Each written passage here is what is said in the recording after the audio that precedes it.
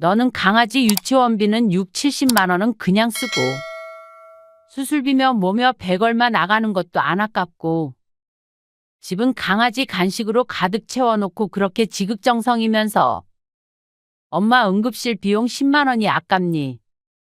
아니, 그게 아니고요. 오해예요. 그리고 뭐? 내가 잘못해서 걔한테 물린 거라고? 그러면 애기가 물렸어야 만족할래? 아기가 물리긴 왜 물려요?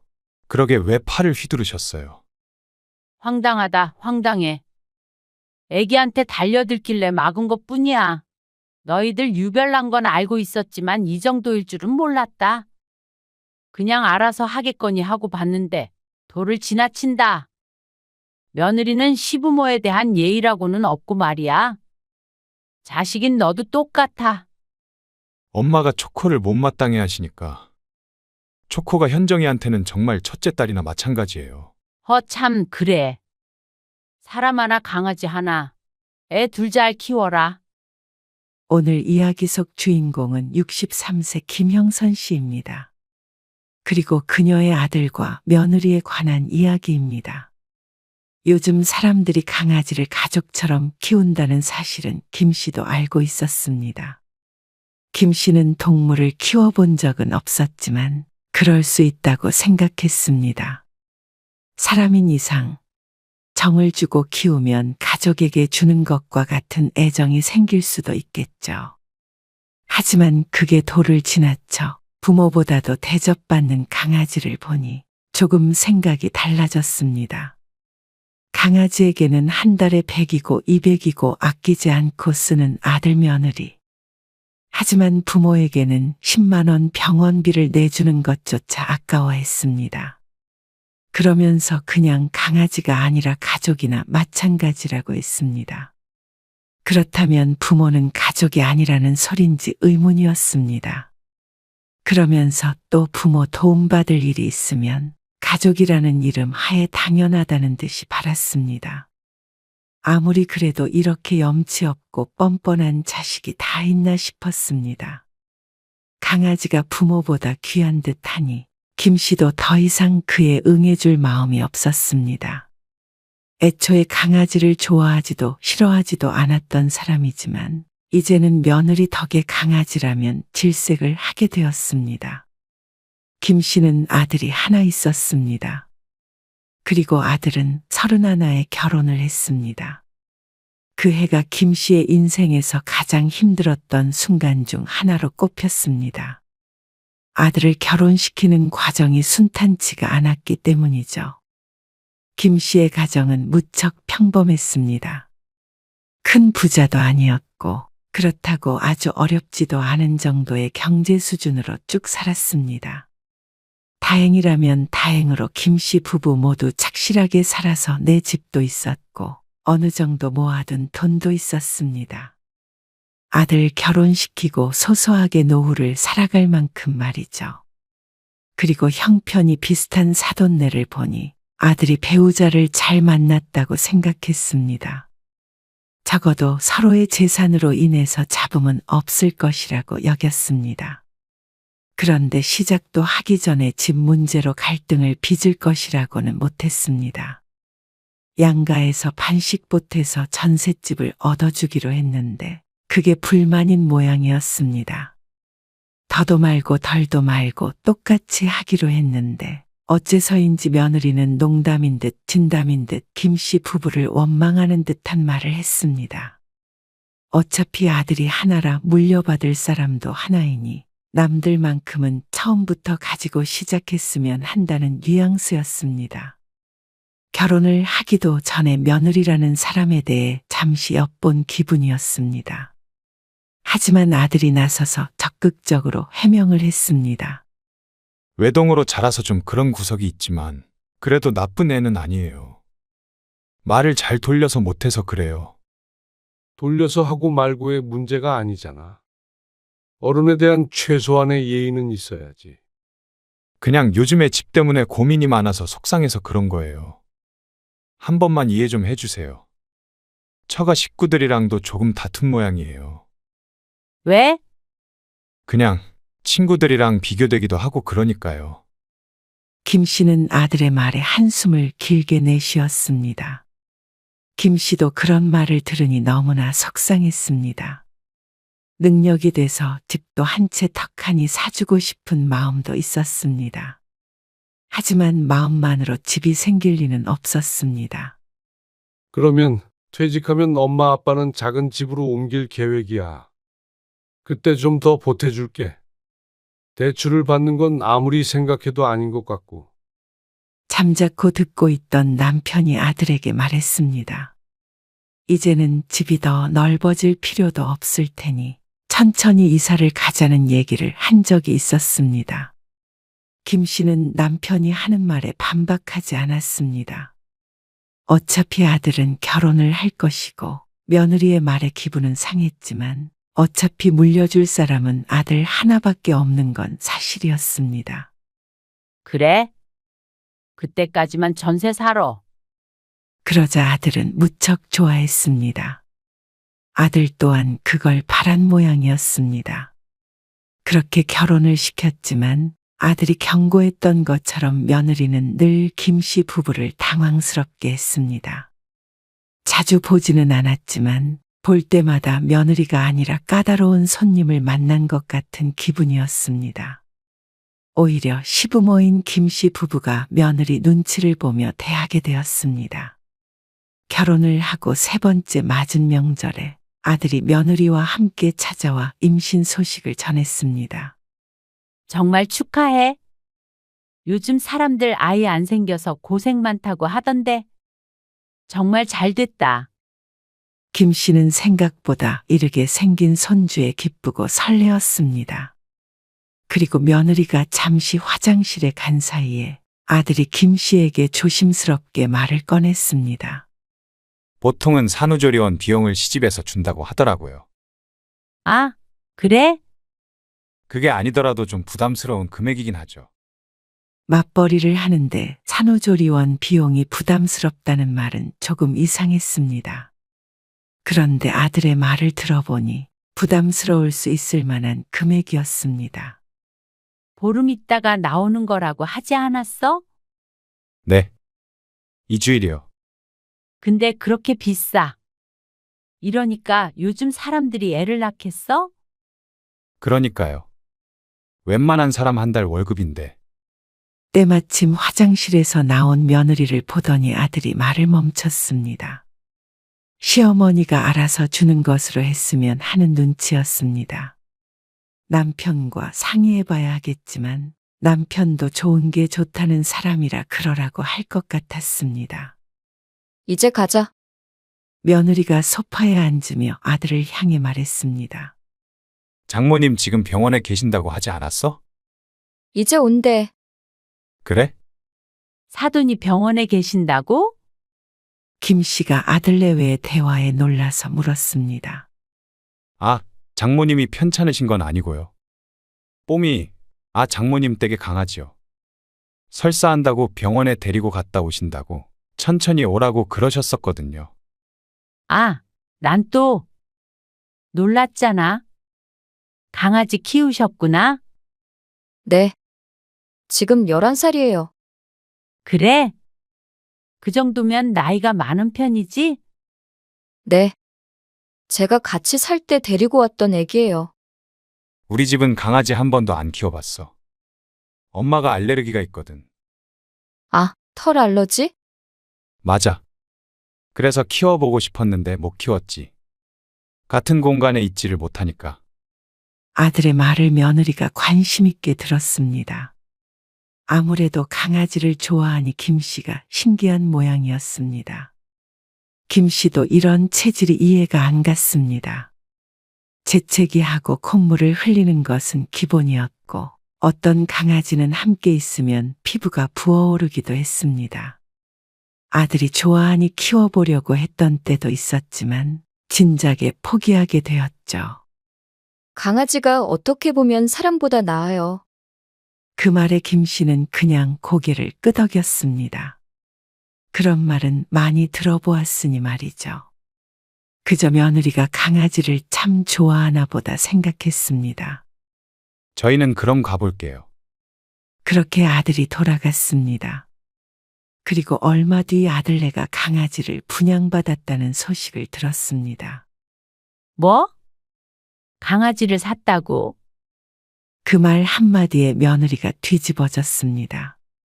강아지는 생명체인데 어떻게 산다는 표현을 쓰냐며 말이죠. 하지만 김 씨는 아들에게 250만 원을 주고 애견샵에서 데리고 왔다고 들었습니다. 그런데 샀다는 말에 그렇게까지 날카롭게 반응할 줄은 몰랐습니다. 김 씨도 서운한 것이 있었지만 아무 말도 안 했는데 말이죠. 산후조리원 비용은 부담스럽다며 기어이 김 씨에게 그 돈을 받아가더니 강아지를 분양받는데 250만 원이나 쓴 것이 어처구니가 없었습니다. 그리고 참 공교롭게도 김 씨가 심한 강아지 알러지가 있다는 사실을 들은 직후에 말이죠. 꼭 이제는 아들네 집에 오지 말라는 메시지라도 되는 것 같았습니다. 며느리는 그렇다 치지만 아들은 증상이 얼마나 심한지 알고 있으면서 말도 없이 그런 결정을 했다는 게 배신감마저 느껴졌습니다. 근데 1년에 엄마가 저희 집에 몇 번이나 오시겠어요?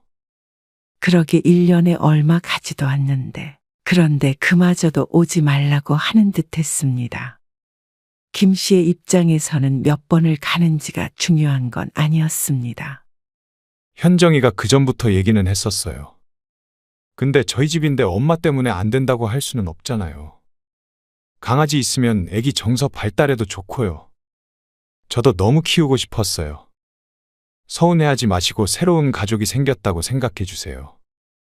아들조차도 저렇게 들떠 있으니 김 씨가 마음에 안 든다고 뭐라고 할 수도 없었습니다. 아들의 말대로 자기들 집에서 자기들이 강아지를 키운다는데 말이죠. 그래도 마음이 상한 것은 어쩔 수가 없었습니다. 신경 끄고 살자 싶었죠. 하지만 아들 부부는 강아지를 참 요란하게도 키웠습니다. 강아지를 데리고 온 지 얼마 되지 않아서 크게 아파서 한 달간은 병원에 들락날락한 것으로 알고 있었습니다. 그때 든 병원비가 입이 쩍 벌어졌습니다. 김 씨로서는 앞으로 아기가 태어나면 힘들어서 어떡하나 하는 걱정이 드는 것은 당연한 일이었습니다. 하지만 그 얘기를 했다가는 또 아들 며느리에게 한 소리 듣고 말 테니 말을 아꼈습니다. 키우는 사람들에게는 정말 가족이나 마찬가지라고 하니 말이죠. 엄마, 혹시 지금 저희 집에 좀 가주실 수 있어요? 너희 집엔 왜? 무슨 일 있어? 다급하게 전화를 건 아들 때문에 김 씨의 가슴이 철렁했습니다. 며느리에게 무슨 일이라도 있는 줄 알았죠. 지금 현정이랑 저랑 멀리 나와 있는데요. 뭐? 그런데? 엄마한테 빈 집에는 왜 가보라는 거야? 초코 있잖아요. 지금 홈캠으로 보고 있는데 이상하게 배식기에서 사료가 안 나와서요. 뭐? 그게 다 무슨 말이야? 그러니까 아들이 천천히 설명했습니다.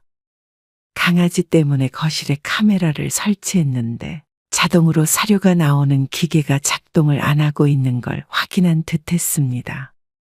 하루에 4번인가 밥을 먹어야 하는데 벌써 2번은 건너뛴 것 같다며 걱정스러워했습니다. 자신들은 밤 늦게 돌아가니 김 씨 보고 가서 밥을 주라는 말이었습니다. 김 씨는 솔직히 망설여졌습니다. 강아지가 있는 공간에 가기가 싫어서 그동안 아들네에 한 번도 가지 못했습니다. 그런데 밥을 주기 위해서 그곳에 발을 들여야 했습니다. 하지만 어쩔 수 없이 집을 나서야 했습니다. 한 끼라도 굶으면 큰일이라도 나는 것처럼 구는 아들의 성화 때문이었습니다. 며느리가 강아지를 좋아하는 게 아니라 아들이 더 한 것 같았습니다. 김 씨가 아들네 집에 도착하자 온몸이 간지러운 것 같은 기분이 들었습니다. 도착한 지 얼마 되지 않았으니 기분 탓이 크겠지만 말이죠. 여기에 있다고 그랬나? 사료를 찾고 있는데 찬장에 진열된 강아지 용품에 귀가 질렸습니다. 사료도 종류별로 있었고 간식으로는 가게를 차려도 될 것 같았습니다. 김 씨가 아들이 일러준 대로 강아지에게 밥을 주고 있는데 빵빵하게 돌아가고 있는 에어컨이 보였습니다. 어쩐지 집안이 너무 서늘하다고 느낀 참이었습니다. 얘들은 무슨 에어컨을 켜놓고 나가? 전기세가 얼마나 나가는데? 그래서 에어컨을 끄려다가 문득 강아지가 눈에 띄었습니다. 일부러 틀어놓고 갔을 수도 있다는 생각이 들었습니다. 혹시 집에 에어컨 켜놓고 나간 거야? 며느리에게 전화를 걸어서 물어보니 당연하다는 듯이 수긍의 말이 돌아왔습니다. 그럼 낮에 이렇게 내내 켜도? 그래야죠. 요즘 날 더워져서 끄면 좋고 힘들어요. 강아지 키우는 다른 집도 이런가 싶었습니다. 김 씨 부부는 둘이 집에 있어도 이렇게까지 서늘하게 켜두지 않으니 아리송했습니다. 관리비가 궁금했지만 묻지 않았습니다. 그런데 그 잠시간의 침묵을 어떻게 해석했는지 며느리가 발끈하며 말했습니다. 사람들 진짜 이상한 것 같아요. 자식들한테는 더 많이 쓰면서 꼭 강아지한테 쓰는 돈은 아깝다고 그러죠. 아무튼 희한해요. 그 말에 졸지에 이상한 사람이 된 김 씨는 할 말을 잃었습니다. 아무리 그래도 강아지 밥을 주러 여기까지 온 사람한테 할 말은 아닌 듯 했습니다. 그리고 집값 때문에 결혼할 당시 그렇게 예민하게 굴었던 며느리였으니 김 씨도 지금의 며느리 행동이 어처구니가 없었습니다. 다달이 아들네가 강아지한테 쓰는 돈이면 자신들 힘으로 집을 사고도 남을 것 같았습니다. 그 와중에 터져나오는 재채기에 제대로 된 대꾸를 하지도 못했습니다. 며느리는 역시나 시어머니 눈치라고는 눈꼽만큼도 보지 않았습니다. 강아지 밥 줬으면 문단속 잘하고 나와달라는 말을 덧붙이더니 전화를 끊었습니다. 다시는 이런 부탁을 들어주나 봐라 하고 속으로 이를 갈았습니다. 아무리 그래도 어쩜 사람을 이렇게 무시할 수 있나 싶었습니다. 관리비 나오니 에어컨을 틀지 말라고 한 것도 아닌데 말이죠. 김 씨는 연신 재채기를 해서 줄줄 흐르려는 콧물을 휴지로 닦으며 집을 나왔습니다. 고맙다는 소리 한마디 못 듣고 며느리 유별난 것만 확인하고 왔습니다. 집에 돌아오니 양팔이 꼭 모기 수십 마리에 물린 듯 울퉁불퉁 빨갛게 부어 있었습니다. 그래서 병원까지 다녀오자 결심하게 되었습니다. 다시는 아들 며느리 집에는 가지 말자고 말이죠. 물론 알러지가 이렇게 심해서 가고 싶다고 갈 수도 없었습니다. 피부에 털이 박힌 것 같은 기분마저 들어서 팔을 벅벅 긁어야 했습니다. 나중에 아들이 전화해서 고맙다고는 했지만 그런다고 며느리가 한 마리 사라지는 건 아니었습니다. 하지만 아들네에 전혀 안 갈 수는 없었습니다. 손주가 태어나고 100일쯤 지나자 아들이 아이를 보러 오라며 김 씨 부부를 초대했습니다. 약 먹고 가면 되잖아. 어린 애를 데리고 오라고 할 수도 없고. 우리가 잠깐 갔다가 와야지. 당신은 애 안 보고 싶어? 김 씨라고 손주가 안 보고 싶은 건 아니었습니다. 아들이 보내주는 사진과 영상으로만 봤지만 첫 손주는 당연히 예뻤죠. 사돈네 잠깐 강아지 맡길 수 없냐고 했더니 그건 안 된다는데 어떡해? 그것도 김 씨는 서운했습니다. 서운하다고 생각하는 김 씨가 오히려 아들 며느리 입장에서는 유별나다고 할 수도 있겠지만 어떻게 보면 환자라고 할 수 있는데 전혀 배려를 안 해주니 말이죠. 그래도 다른 일도 아니고 손주를 보러 안 갈 수 없었죠. 그래서 김 씨 부부는 아이와 며느리 선물을 사서 찾아갔습니다. 케이크와 한우 등 먹을 것도 잔뜩 가지고서 말이죠. 아이고, 고생했다. 우리 손주 좀 보자. 남편은 무척 좋아했습니다. 물론 김 씨도 참 흐뭇하고 좋았습니다. 아이는 남편이 안고 있었고 며느리가 강아지를 안고 있다가 일어나서 부엌으로 갔습니다. 그리고 김 씨가 가져온 한우를 한 덩이 통째로 냄비에 넣고 끓였습니다. 엄청 좋은 하늘에. 그렇게 끓이면 맛없을 텐데. 나중에 둘이 같이 구워서 먹어? 국 끓이게? 아니요. 삶아서 초코 주려고요. 초코? 네. 초코가 소고기 좋아하거든요. 며느리의 말에 김 씨는 머리가 띵해지는 기분이었습니다. 냄비 속에 끓고 있는 고기값만 얼마인지 가늠이 안 갔습니다. 아무리 선물로 준 것이라지만 꼭 김 씨 앞에서 이렇게 강아지를 주겠다고 끓이는 것은 아니지 않나 싶었습니다. 또 뭐라고 하면 강아지한테는 왜 돈을 아끼냐고 달려들겠지만 그래도 기가 막혔습니다. 그거 둘이 먹으라고 사온 거야. 제가 조금 덜 먹을게요. 그럼 그러자 상황을 지켜보던 남편이 김 씨를 잡아 끌었습니다. 좋은 일로 왔으니 뭐라고 하지 말라고 눈치를 줬습니다. 아들 며느리는 김 씨 보고 예민하다고 했지만 정말로 궁금했습니다. 이런 생각을 하는 김 씨가 단순히 강아지를 키우지 않으니 뭘 모르는 건지 말이죠. 냅둬. 어차피 우리가 가도 강아지도 줄 텐데. 알아서 먹든 말든 하겠지. 남편의 말에 김 씨도 입을 꼭 다물었습니다. 근데 애랑 같이 이렇게 둬도 되나? 발톱에 긁히거나 그러진 않겠지. 남편도 아내는 몰라도 아이는 걱정이 되는 듯 했습니다. 그러자 아들이 태연하게 말했습니다. 안 그래도 문 설치했었는데 초코가 답답해서요. 다음 주 월요일부터 낮에는 유치원에 보내기로 했어요. 뭐? 벌써 유치원에 갈 수 있어? 너무 어리잖냐? 남편은 손주를 유치원에 보낸다는 말인 줄 알고 놀라서 되물었습니다. 그러자 아들이 웃으며 고개를 저었습니다. 아니요. 갓난아기를 어떻게 유치원에 보내요? 초코 유치원이요. 한 달에 몇십만 원 줘야 하는 게 유치원인지 어딘지를 보낸다는 말에 어이가 없는지 남편도 입만 벌리고 있었습니다. 아들 며느리가 하는 걸 보니 꼭 강아지가 첫째 아이이고 막 태어난 아기는 둘째 아이라고 생각하는 것 같았습니다. 그런데 30분쯤 있다가 사고가 났습니다. 김 씨가 아이를 안고 있다가 잠이 들었기에 거실 이불 위에 조심히 눕히는데 강아지가 확 뛰어들었습니다. 놀란 마음에 김 씨가 팔을 들어 아이를 막았는데 그대로 강아지에게 손목을 물려버렸습니다. 김 씨가 소리를 지르며 팔을 휘두르자 강아지가 떨어져 나갔습니다. 그러자 며느리가 비명을 질렀습니다. 초코야. 김 씨는 피가 떨어지는 손목을 감싸쥐고 신음을 흘렸습니다. 그런데 그것에 아랑곳하지 않고 며느리는 바닥에 부딪힌 강아지만 살폈습니다. 그러더니 김 씨에게 소리쳤죠. 어머니, 초코를 집어던지시면 어떡해요? 애 큰일 날 뻔했잖아요.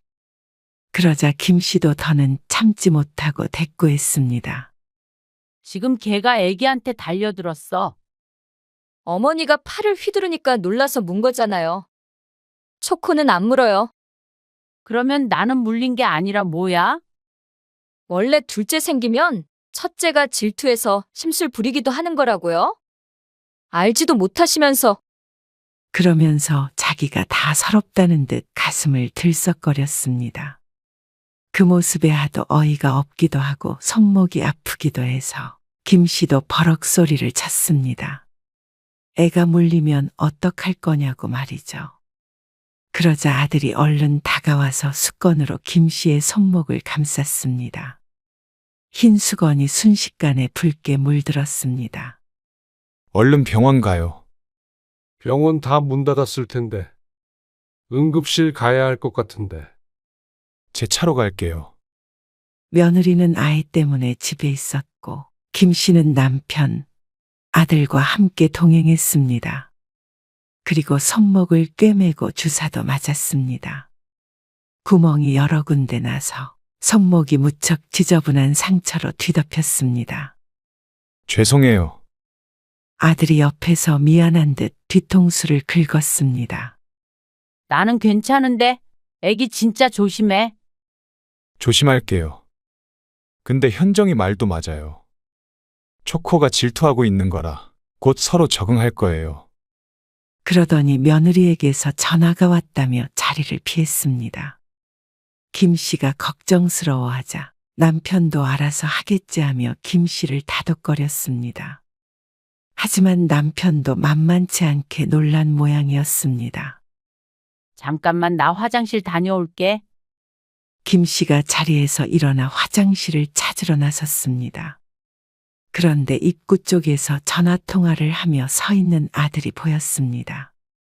접수하는 곳에 서 있는 걸 보니 수납을 하려는 것 같기도 했습니다.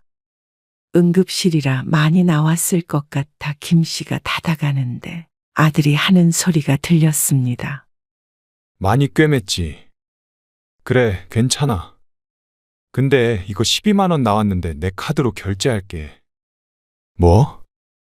그래도 초코한테 물린 거니까 아무리 아까워도 좀 그렇지 않나. 알지, 엄마가 잘못한 거지. 초코 괜찮아? 미안해, 병원 데리고 가게?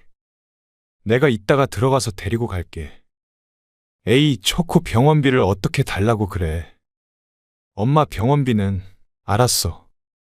모른 척 할게, 그럼. 그래, 금방 갈게.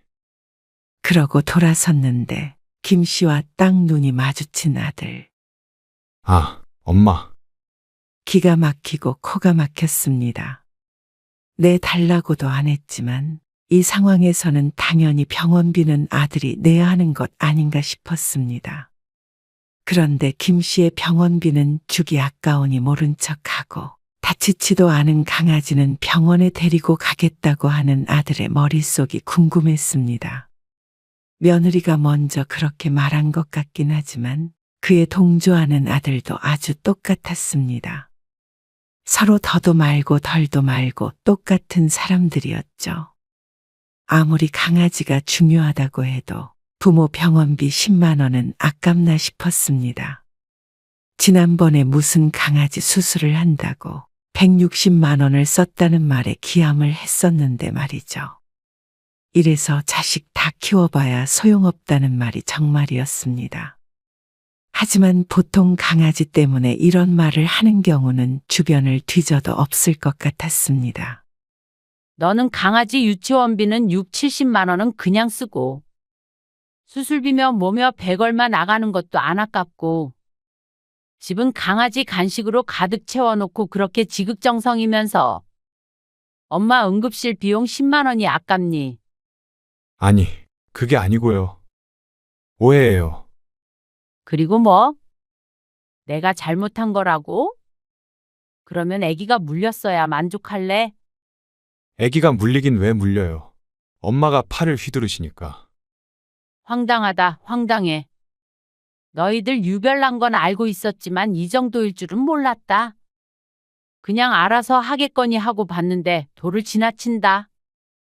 며느리는 시부모에 대한 예의라고는 없고 말이야. 너도 똑같아. 그건 엄마가 초코를 못마땅해 하시니까.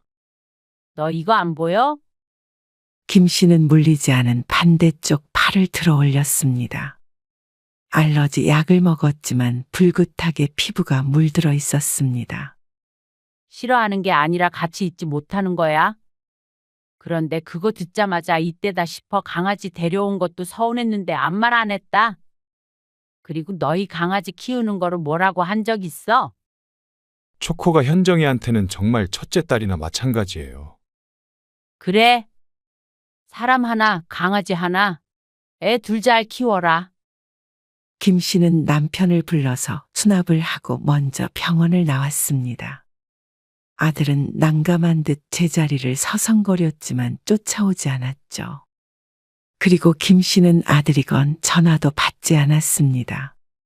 남편이 아들과 통화하면서 실랑이를 하는 것 같았지만 언성이 점점 높아지는 것이 남편도 아들 때문에 기분이 상한 듯 했습니다.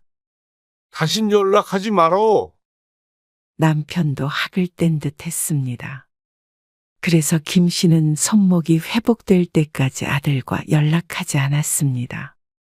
그런데 3달쯤 흐른 뒤에 아들과 며느리가 김 씨 부부를 찾아왔습니다. 그러고서 한다는 소리가 여태 김 씨가 들어봤던 얘기 중에서 가장 황당했습니다. 뭐라고 그랬어? 우리 주영이요. 좀 봐주시라고요. 현정이가 다다음부터 복직하거든요. 근데 장인어른이 편찮으셔서 장모님이 갑자기 못 봐주신다고 해서요. 그래서 나보고 네 집에서 아기를 보라는 소리야? 그렇죠. 저희가 아침마다 주영이 데려다 줄 시간은 없기도 하고요. 기가 차서 말이 안 나왔습니다. 너희게는? 집에 있죠. 대신에 엄마 계신 동안에는 안전문 설치해서 못 나오게 할게요. 너는 피부가 부풀고 물리기까지 한 나한테 어떻게 그 집에 다시 가서 애를 보라는 소리를 해?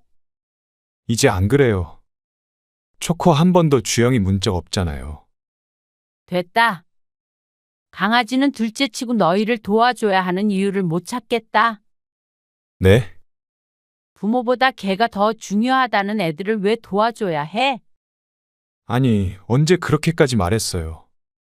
엄마 손주잖아요, 주영이 가족이요. 아니, 그리고 초코도 저희 가족이에요. 엄마도 가족으로 생각해 주시면 안 돼요? 맞다, 첫째 손주라고 생각하세요. 그러면 서운할 일도 없잖아요. 미쳤니? 어떻게 강아지가 내 손주야?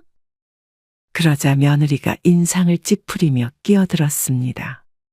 미쳤다뇨? 강아지를 가족처럼 지내면 미친 거예요? 너무하신 거 아니에요? 너는 너희 가족처럼 지내. 나는 사람이랑만 가족할 테니까. 가족이니 애완견이니 하는 것에 대해서 깊게 생각해 본 적도 없었습니다. 그러니 당연히 반감도 없었는데 아들 며느리 때문에 강아지라면 치가 떨렸습니다. 네 생각에도 우리는 가족이야? 가족 맞죠? 가족 병원비 내주는 게 그렇게 아까워 그러면 그러자 며느리가 입을 다물었습니다. 아들 통해서 충분히 그날의 일을 들었을 것이었습니다. 너희는 나랑 강아지가 물에 빠져도 강아지부터 구할 애들이야. 그러자 며느리가 턱을 치켜들며 말했습니다. 당연하죠. 어머님도 당연히 자식부터 구하지 않겠어요? 그 말에 김 씨는 전의를 상실했습니다. 말이 통해야 대화라는 걸 할 수 있는 법이었습니다. 애초에 생각의 흐름과 그 시작점이 달랐습니다. 강아지를 동물로 생각하는 김 씨와 강아지를 사람으로 생각하는 며느리니 말이죠. 그래? 초코나 실컷 구해줘라. 주영이도 네가 알아서 보고. 초코랑 주영이랑 두 남매인지 뭔지 잘 키워라. 그리고는 집에서 아들 며느리를 쫓아버렸습니다. 아주 꼴도 보기 싫었습니다. 그래놓고는 아쉬우니 아이를 봐달라며 찾아온 이중적인 모습에도 질려버렸습니다. 손주가 눈에 밟혔지만 손주 하나 보려고 그런 일들을 또다시 겪고 싶지 않았습니다. 그 집에는 한 발자국도 들일 생각이 없었고 말이죠. 그러자 며칠 뒤에 며느리에게서 직접 전화가 왔습니다. 내내 아들 통해서만 연락하던 며느리가 말이죠. 죄송해요. 그렇게까지 말씀드리려고 한 건 아니었어요. 그리고 초코는 어머님 오시면 몇 달 친정에 맡기려고요. 김 씨는 뭐라고 변명하려는 며느리의 말을 막고는 말했습니다. 내 생각에는 변함이 없고 걔가 없어도 애 봐줄 생각 없다. 어머님, 그러니까 첫째도 둘째도 네가 다 키워라. 그렇게 전화를 끊었습니다. 며느리는 다시 전화를 걸지 않았습니다. 다만 아들에게서는 다시 연락이 왔습니다. 그렇게 헤어진 지 한참 만에 말이죠. 근데 엄마, 그 집 말이에요. 무슨 집? 나중에 퇴직하시면 작은 집으로 옮기시고 저희 보태주신다고 하셨잖아요. 김 씨는 이제서야 그 생각이 났지만 그것 때문에 전화한 아들 때문에 기가 찼습니다. 아마 물어보려고 고민이 많았을 것이었습니다. 하지만 택도 없는 소리였습니다. 나는 무슨 말인지 모르겠다. 모르겠다니요. 작은 집으로 옮기고 남은 돈은 노후 자금으로 써야지. 어떻게 널 주니? 주시기로 하셨잖아요. 저희 한일 2년 있다가 둘째도 가질 예정이에요. 그러려면 좀 더 안정적으로 살아야죠. 둘째? 언제는 주영이가 둘째라며? 사람을 말하는 건지 강아지를 말하는 건지 헷갈리네. 어쨌거나 엄마 아빠는 그날 물에 빠져서 죽었다고 생각하고 살아. 너희가 우리 두고 강아지 구했잖냐? 그러고서는 아들과 마지막 통화를 마쳤습니다. 걸려오는 전화의 인해 번호도 차단해버렸습니다. 차라리 속이 시원했습니다. 아들이 결혼한 뒤로는 늘 신경 쓰이고 마음 상하는 일밖에 없었는데 애초에 자식이 없다고 생각하고 사는 게 나을 것 같았습니다. 남편도 마찬가지였습니다.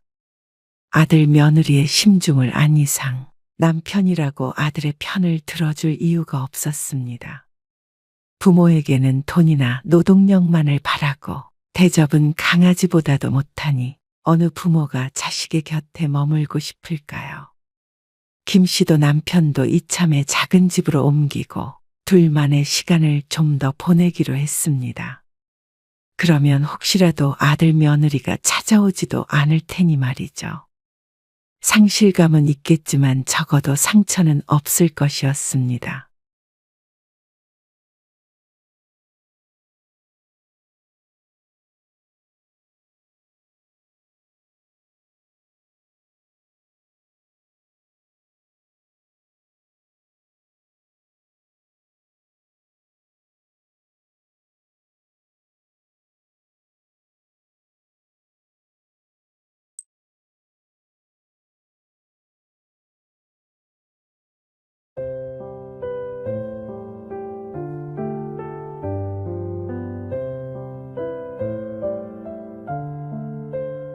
어머니, 식사하셨어요?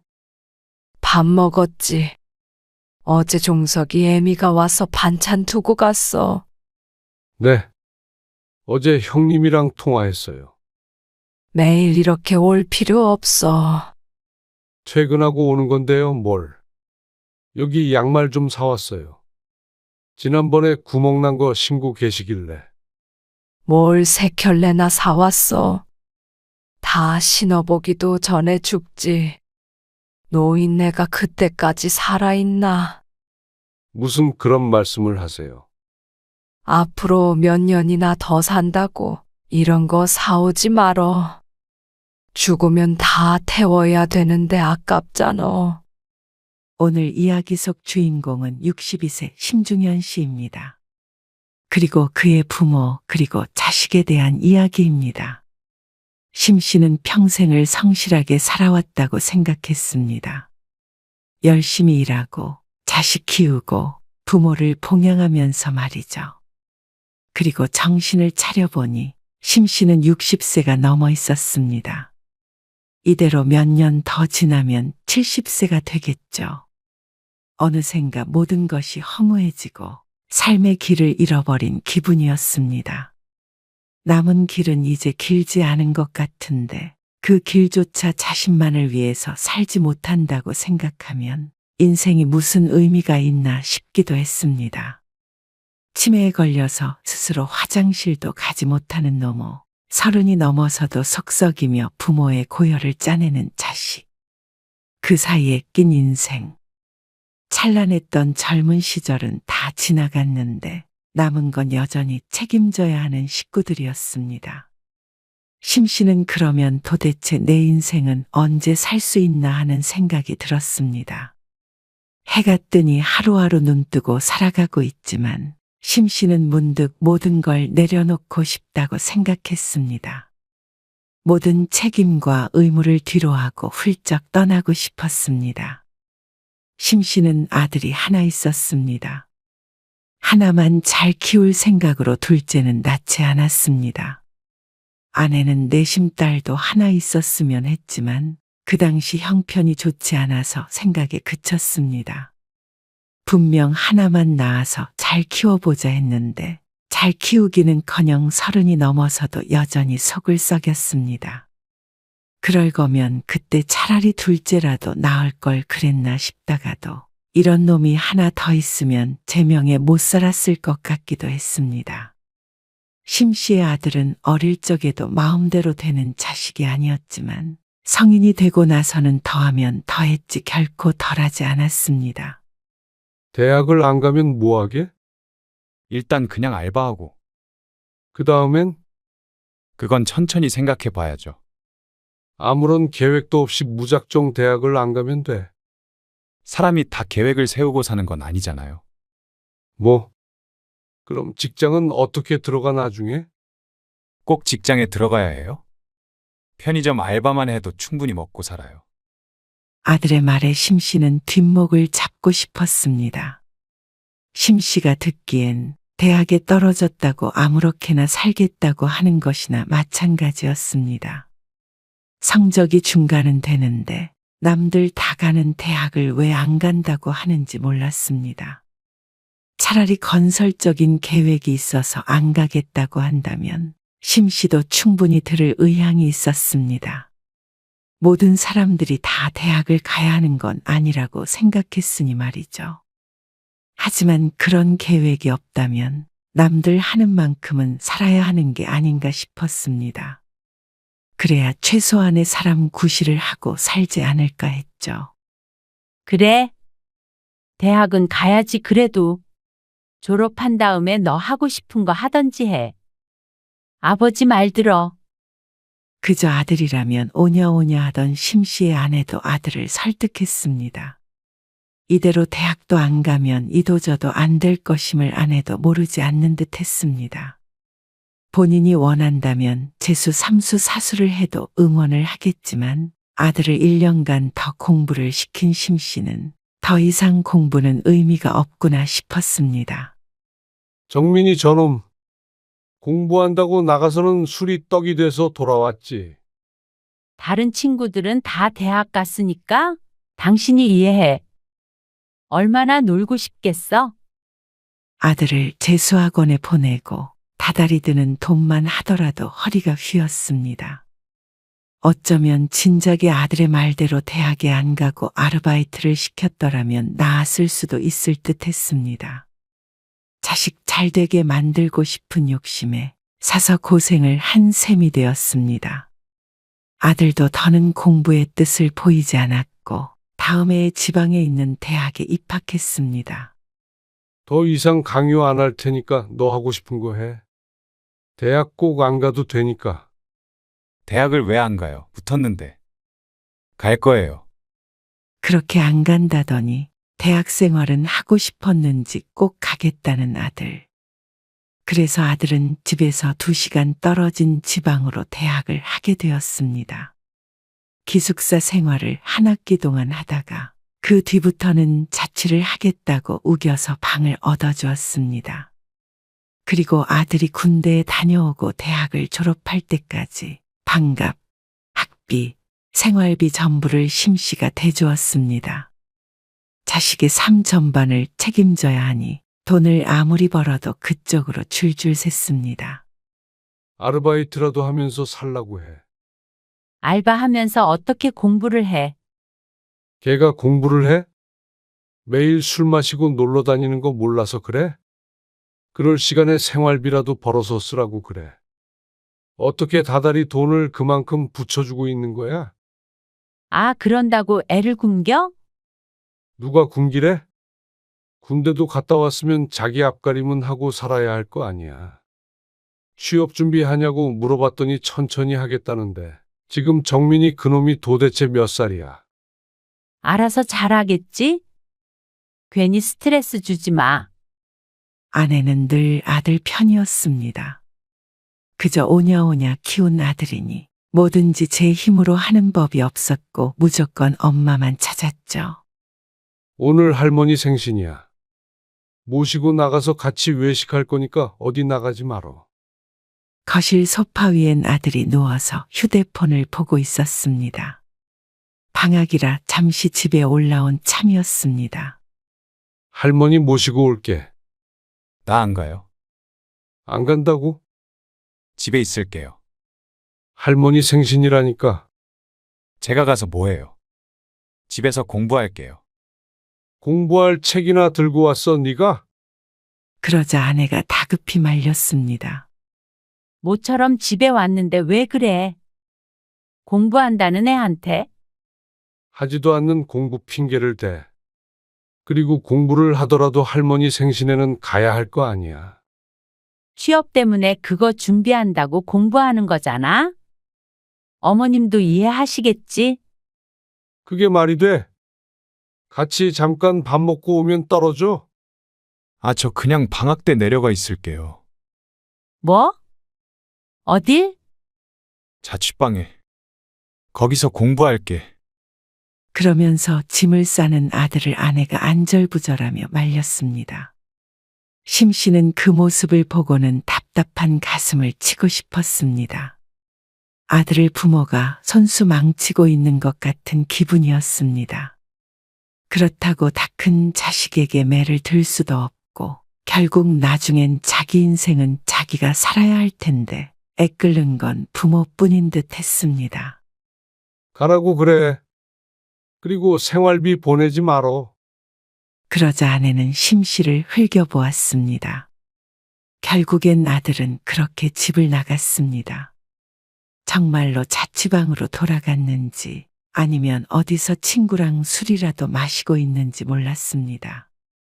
하는 수 없이 심 씨 부부는 어머니를 모시고 셋이서 식사를 했습니다. 정민이도 집에 있다고 하지 않았어? 공부한다고 먼저 내려갔어요. 어머니 생신 축하한다고 죄송하다고 그러더라고요. 아이고, 공부한다고 고생하네. 고생은요? 이거 나중에 정민이한테 줘. 혼자 객지에 나가 있으면 얼마나 힘들겠어. 아이고, 무슨 용돈이에요? 정민이가 어머니한테 드려야 할 나이예요.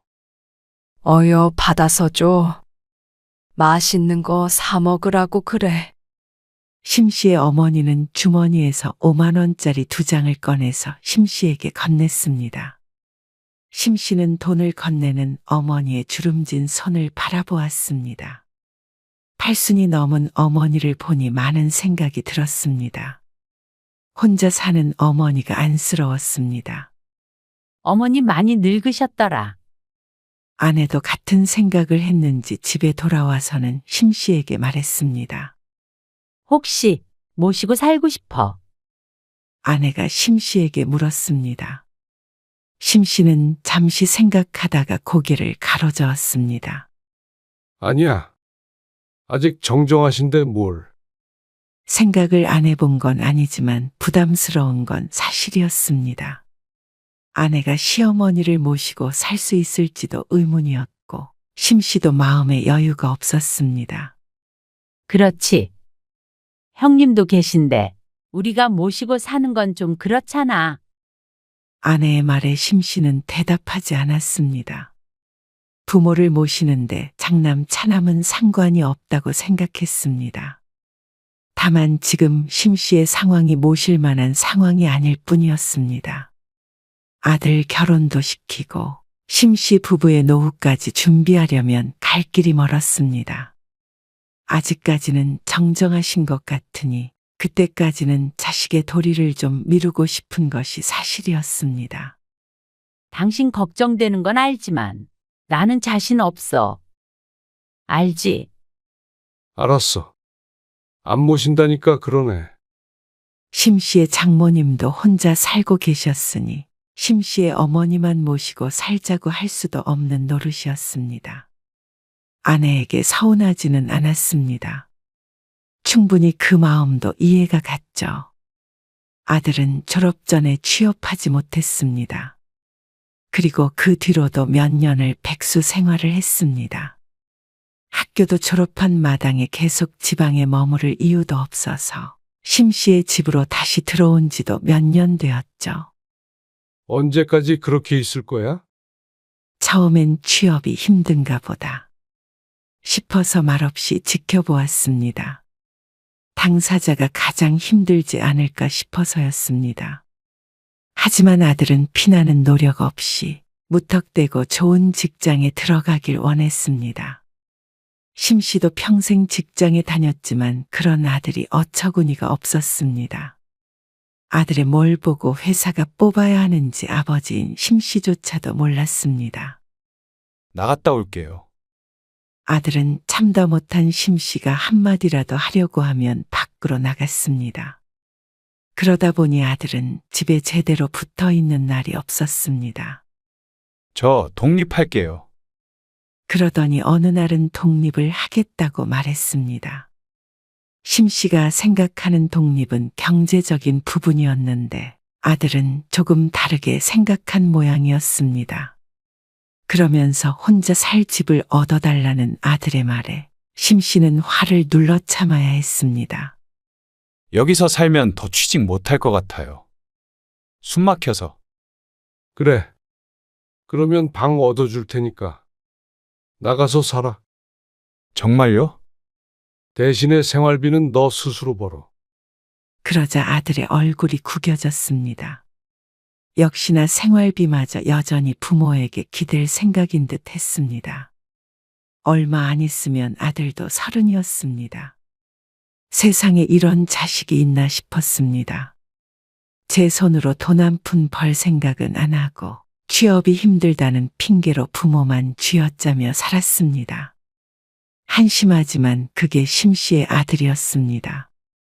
그래서 마지막이라고 생각하고 아들을 내보내기로 했습니다. 당신이 자꾸 애한테 뭐라고 그러니까 나가서 산다는 거잖아.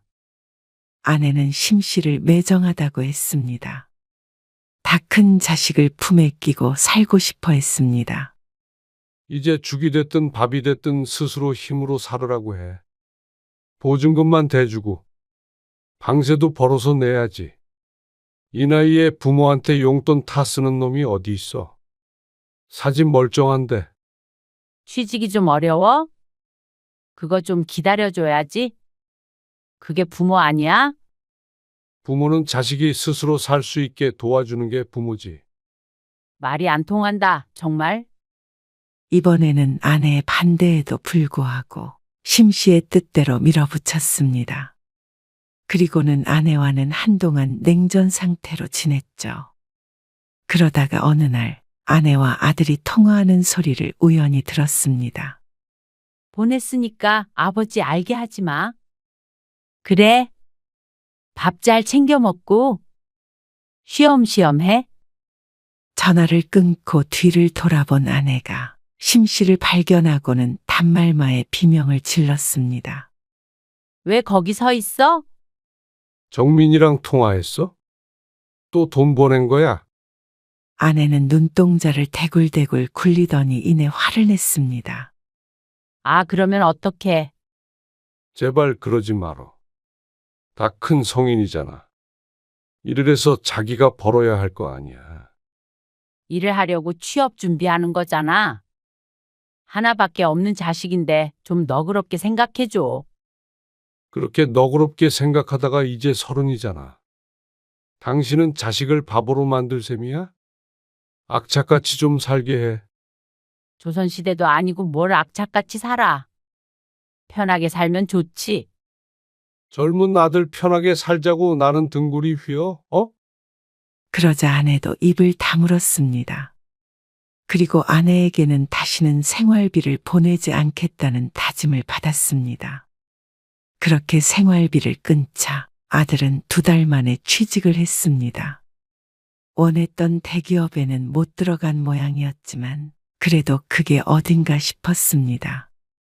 적어도 30 넘어서까지 백수 생활은 하지 않아도 됐으니 말이죠. 오늘 어머니 병원 가? 오전에 갔다가 출근할 거야. 알았어. 다녀와.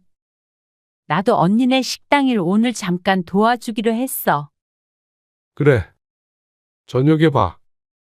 심 씨의 어머니가 최근에 허리를 다쳐서 병원에 다니는데 심 씨의 형제들은 다들 바쁘다기에 심 씨가 틈틈이 시간을 내서 병원에 동행하고 있었습니다. 어머니를 부축해야 하는 일이기에 아내에게 부탁할 수도 없었죠. 형님, 어머니 모시고 병원 왔어요. 근데 다음 주는 제가 시간을 뺄 수가 없어요. 그래, 잘 다녀왔냐? 그런데 나도 그러고 싶은데 먹고 살기가 바쁘니까 그게 되냐? 집사람이라도 보내고 싶은데 너도 알잖냐? 하루도 못 쉬는 거. 하지만 심 씨라고 시간이 남아돌아서 어머니를 모시고 온 게 아니었습니다. 그렇게 따지자면 심 씨가 시간 빼기가 더 곤란했습니다. 형님네는 식당을 하기에 얼마든지 시간 조절이 가능하다고 생각했습니다. 사정이 있겠지만 2달 동안 단 한 번도 모시고 가지 않은 건 너무한 처사인 듯 했죠. 네가 좀 고생해줘라. 그래도 네가 우리보다는 형편이 좀 낫잖냐? 돈을 떠나서 어떻게 이렇게 나몰라라 할 수 있는지 몰랐습니다. 그리고 자꾸만 심씨 보고 형편이 낫다고 하는데 그렇다고 심씨가 그리 여유롭게 사는 것도 아니었습니다. 큰형님도 여동생들도 모든 걸 심씨에게 떠맡기니 이제는 좀 지친다는 생각이 들었습니다. 형님, 나도 힘들어요. 그리고 부모의 병원 문제로 형제와 다투는 것도 어머니에게 죄스러운 기분이 들었습니다. 심씨도 에라 모르겠다 하고 형님에게 떠넘기고 싶을 때도 있었습니다. 그리고 그런 생각을 하는 자신이 싫어질 때도 있었죠. 그리고 다음에 아들은 결혼을 하겠다고 했습니다. 생각보다도 빠른 자식의 결혼에 심씨 부부도 몇 날 며칠을 상의했습니다. 그래도 집 한 채는 사주고 싶었는데 형편껏 맞춰서 해줘야지 어쩌겠어. 우리는 뭐 집 있는 상태로 시작했나? 정민이는 그래도 전세로 시작하잖아. 벌어서 점점 넓혀가면 되지. 둘이 버는데 금방일 거야. 그래도 심씨는 아들 결혼에 1억 3천만 원을 지원해 주기로 했습니다. 그리고 상대방도 비슷하게 낸다면 전셋집을 구해서 신혼을 시작하면 된다고 생각했습니다. 아내는 서운해했습니다. 좀 더 해줄 형편이 되지 않느냐고 따졌죠. 심씨도 무리하자면 더 해줄 수 있겠지만 그랬다가는 심씨 부부의 노후가 걱정이었습니다. 그런데 아들조차도 그런 심씨에게 불만을 토로했습니다. 아무리 그래도 저는 좀 더 해주실 줄 알았어요. 이 집도 대출도 없잖아요. 심씨 부부가 살고 있는 아파트를 말하는 것이었습니다. 그렇다고 집을 팔아서 너 결혼을 시켜? 그런 게 아니고요. 다른 여러 가지 방법이 있을 거 아니에요. 형편에 맞게 해야지. 어떻게 무리해서 결혼을 해? 그렇게 다 털털 털어서 너 결혼시키고 엄마 아빠 늙으면 네가 책임질 거야? 정민이 너 그걸 원하는 거냐? 그러자 아내도 아들도 할 말이 없는 듯 했습니다. 여전히 불만 가득한 표정이었습니다. 나중에 늙어서 너한테 손 안 벌린다. 부양하라고도 안 해. 그거면 됐잖아. 그리고 그 정도면 충분히 시작할 만해. 그쪽에서도 똑같이 지원해 준다고 했다며. 그게 부족하다고 하면 결혼을 어떻게 해? 아들이 돌아간 뒤 아내는 또다시 심씨를 설득하려 했습니다. 여보 그러면 한 5천만 원이라도 자식 사랑하는 마음 충분히 알아. 그치만 나는 돈 얼마 더 주는 게 자식 위하는 길이라고 생각 안 해. 이제 퇴직해야 하는 날도 얼마 안 남았는데 어떻게 무작정 퍼주기만 해? 우리 삶도 있는 거잖아. 그리고 그게 자식 위하는 길이야. 그 뒤로도 아내는 납득하지 못했고 끈질긴 다툼 끝에 거기에 2천만 원을 보태서 1억 5천을 지원해 주기로 했습니다. 심씨는 머리가 지끈 울리는 것 같은 기분이었습니다. 하지만 이제 자식 뒷바라지도 이것으로 끝이라고 생각했습니다. 부모로서 할 일은 다 했다고 생각했죠. 하지만 자식 농사는 끝났을지 몰라도 부모 부양이라는 큰 문제가 심씨를 기다리고 있었습니다. 네 형수 어머니한테 들렸다가 방금 왔다. 고생하셨네요. 내일은 제가 가볼게요. 그래. 오늘은 정신 맑으셨어. 요즘엔 좀 괜찮으신 것 같더라고요. 그런다고 치매가 좋아지나? 어쨌거나 너도 고생해라. 심씨의 어머니는 치매 진단을 받았습니다. 자주 깜빡깜빡하는 건망증을 보이더니 어느 순간 사람을 못 알아보기도 했습니다. 대부분 혼자 있다 보니 치매라고는 생각하지 못하고 시간이 지나 심씨 형제들이 인지했을 때는 이미 진행이 된 상태였죠. 낮 동안에는 간병인을 썼고 형제들끼리 돌아가면서 어머니를 돌보고 있었습니다. 아직은 그렇게 심한 정도가 아니라 다행이었습니다. 심씨는 다음날 퇴근 후에 어머니 집에 들렀습니다. 어머니, 식사하셨어요? 밥 먹었지. 어제 종석이 애미가 와서 반찬 두고 갔어. 네. 어제 형님이랑 통화했어요. 매일 이렇게 올 필요 없어. 퇴근하고 오는 건데요, 뭘. 여기 양말 좀 사왔어요. 지난번에 구멍 난 거 신고 계시길래. 뭘 세 켤레나 사왔어. 다 신어보기도 전에 죽지. 노인네가 그때까지 살아있나. 무슨 그런 말씀을 하세요. 앞으로 몇 년이나 더 산다고 이런 거 사오지 말어. 죽으면 다 태워야 되는데 아깝잖아. 심씨는 착잡한 심정으로 늙은 어머니를 바라보았습니다. 평생 고생만 하신 어머니가 안쓰러웠습니다. 몸이 아픈 것보다 괴로운 것이 정신이 아픈 것이었습니다. 다른 병도 아니고 어째서 치매에 걸린 것인지 세상이 야속했습니다. 그래도 이런 말을 할 정도의 정신이 남아있으니 다행이다 싶기도 했습니다. 그 사이에 심씨의 아들은 아이를 낳았고 그땐 잠시 세상의 시름이 조금 잊혀지는 듯도 했습니다. 하지만 심씨의 어머니의 병세는 빠르게 나빠졌습니다. 간병인 시간을 늘리고 형제들이 돌보는 시간을 늘렸지만 그것도 한계가 있었습니다. 저는 더 이상은 못하겠네요.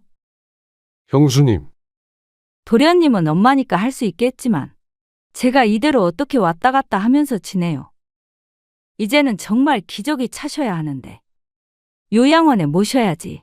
이거 아니에요. 아무리 휴자라도 이렇게는 못 살아요. 그렇다고 우리가 어머님 모실 저기도 아니고 형님도 도련님만 오케이 하면 요양원 모신다고 하니까 잘 생각해 보셔요. 심씨가 퇴근길에 형수님의 전화를 받았습니다. 그렇지 않아도 어머니의 상태가 심상치 않다는 걸 심씨도 느끼고 있었습니다. 이제는 심씨마저 못 알아보는 날이 더 많았고 배변 실수도 심심치 않게 하게 되었습니다.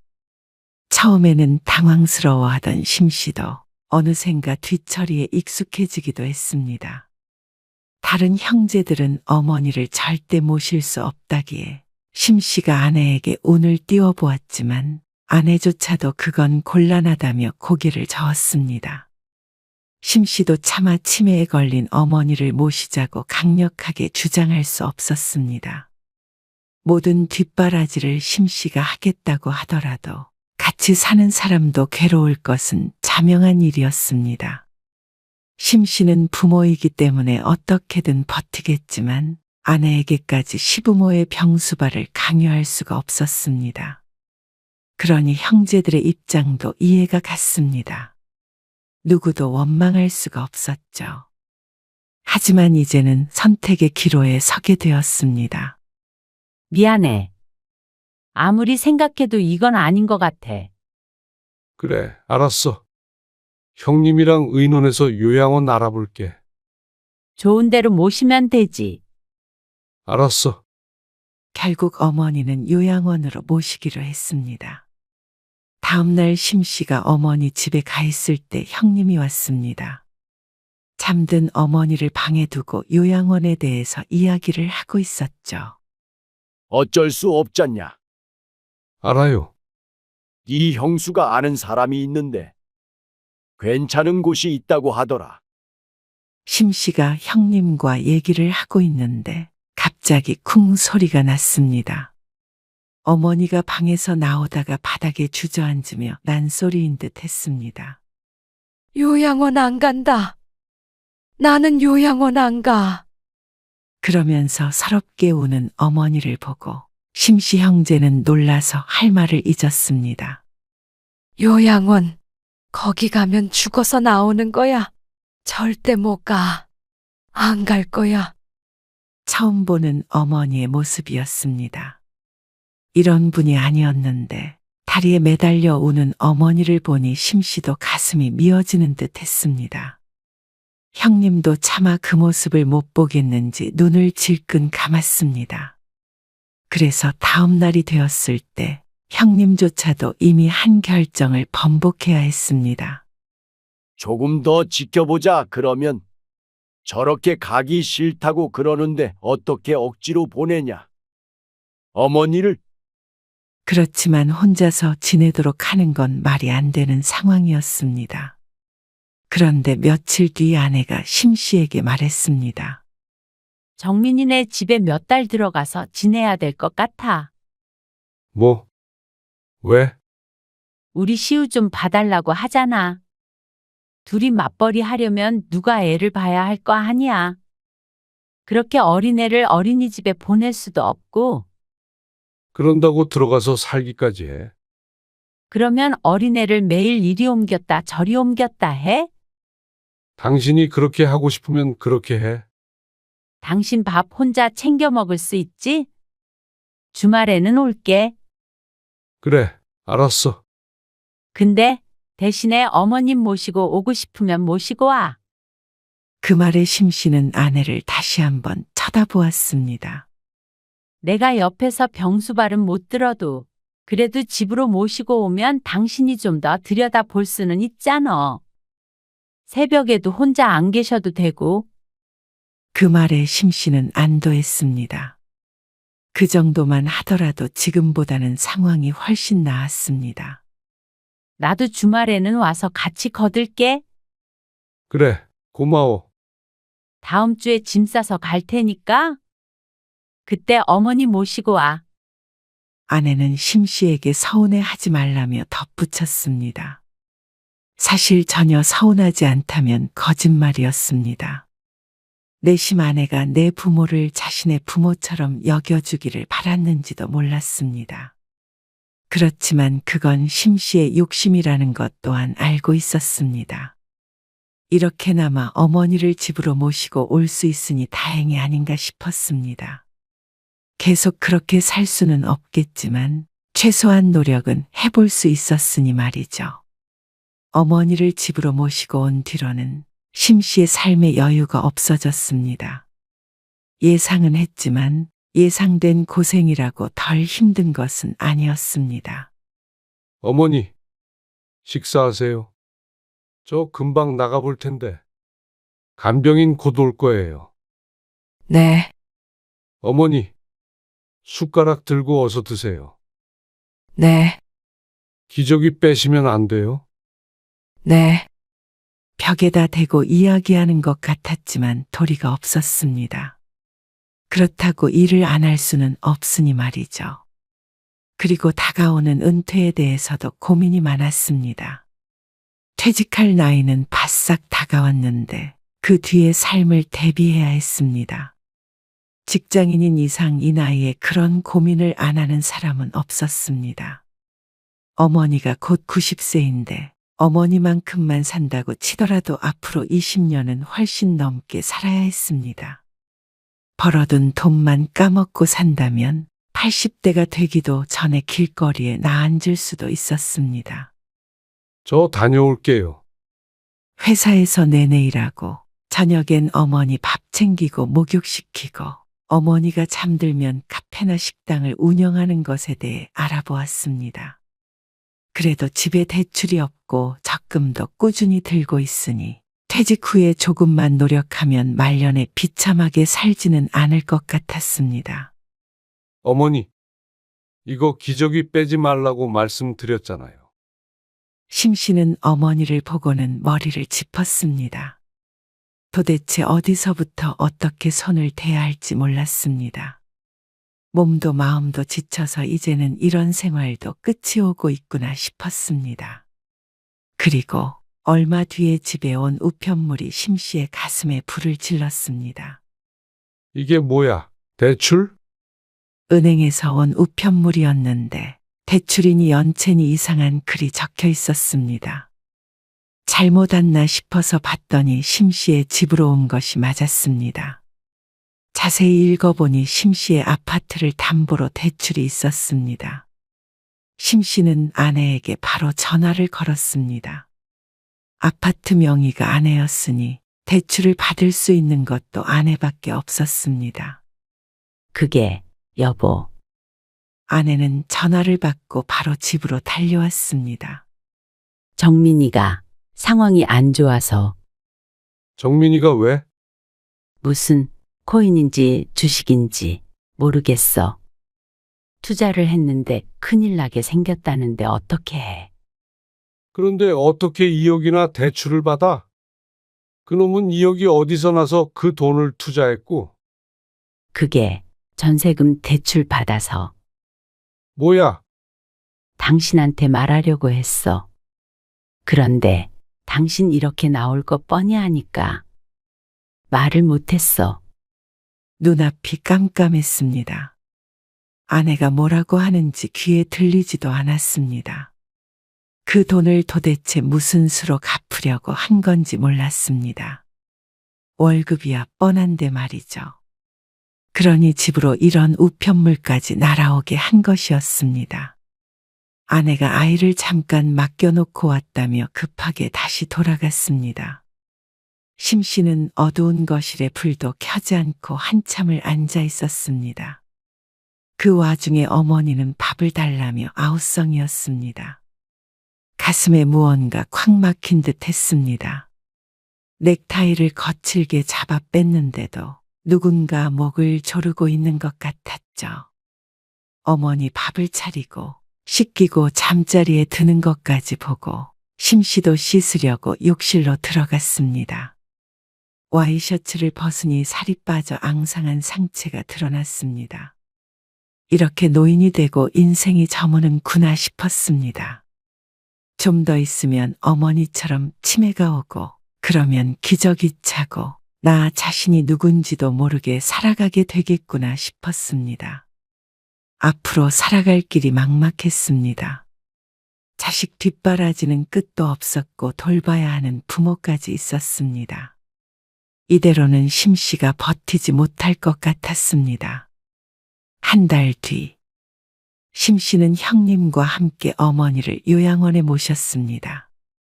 또다시 안 가겠다고 우는 어머니를 보내며 심씨는 무척 마음이 아팠습니다. 자주 찾아뵙겠지만 꼭 자신의 미래를 보는 것 같기도 했습니다. 아들의 일은 어떻게 해야 하는지 고민하는데 아들에게서 마침 전화가 왔습니다. 아버지, 그거 빚 갚으려면 이렇게 직장 다녀서는 안 될 것 같고요. 저도 뭐라도 해보려고 그러는데 엄마가 그러더라고요. 아버지 퇴직하면 카페 차리신다고. 그거 지금 차려주시면 제가 운영해 볼게요. 아들의 말에 심씨는 마음의 결정을 내렸습니다. 지난 한 달간 고심했었는데 아들의 말을 들으니 앞으로 어떻게 살아야 할지 알 것 같았습니다. 그래서 아내와 아들을 불러서 얘기했습니다. 이 집은 팔아서 빚 정리하고 남은 돈으로는 어떻게든 작은 집이라도 얻어서 살 거야. 그리고 정민이 너는 차용증 쓰고 갚아. 네? 그걸 어떻게 제가... 시간이 얼마나 걸리든지 갚어.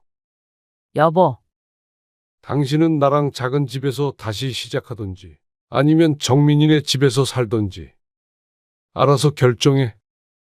앞으로 정민이 깡통을 차서 길거리에 나앉든 말든 나는 관여 안 해. 앞으로 나 먹고 살고만 생각할 거야.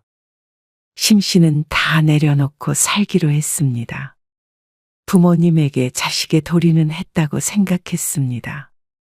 그리고 자식에 대한 의무도 이만하면 차고 넘쳤다고 생각했습니다. 이제는 모든 걸 뒤로 한 채 내 인생을 살고자 했습니다.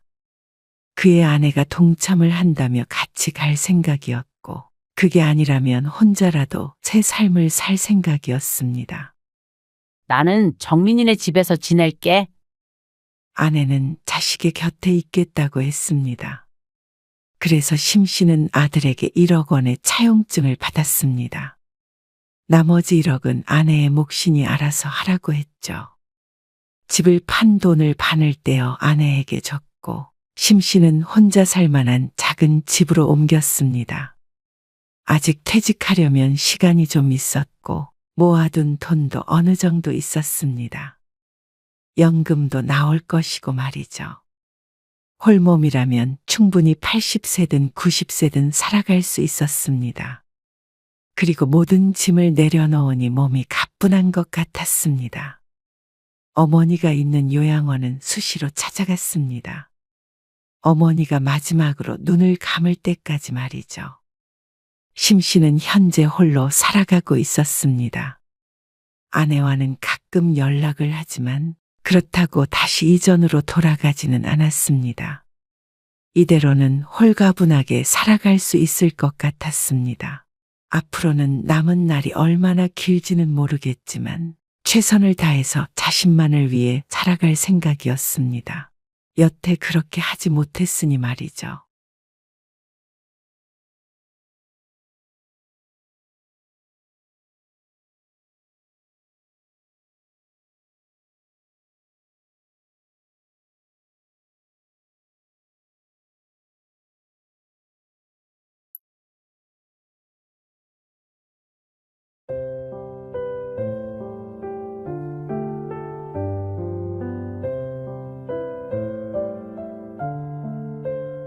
내가 그놈들한테 한 게 얼만데 말이야.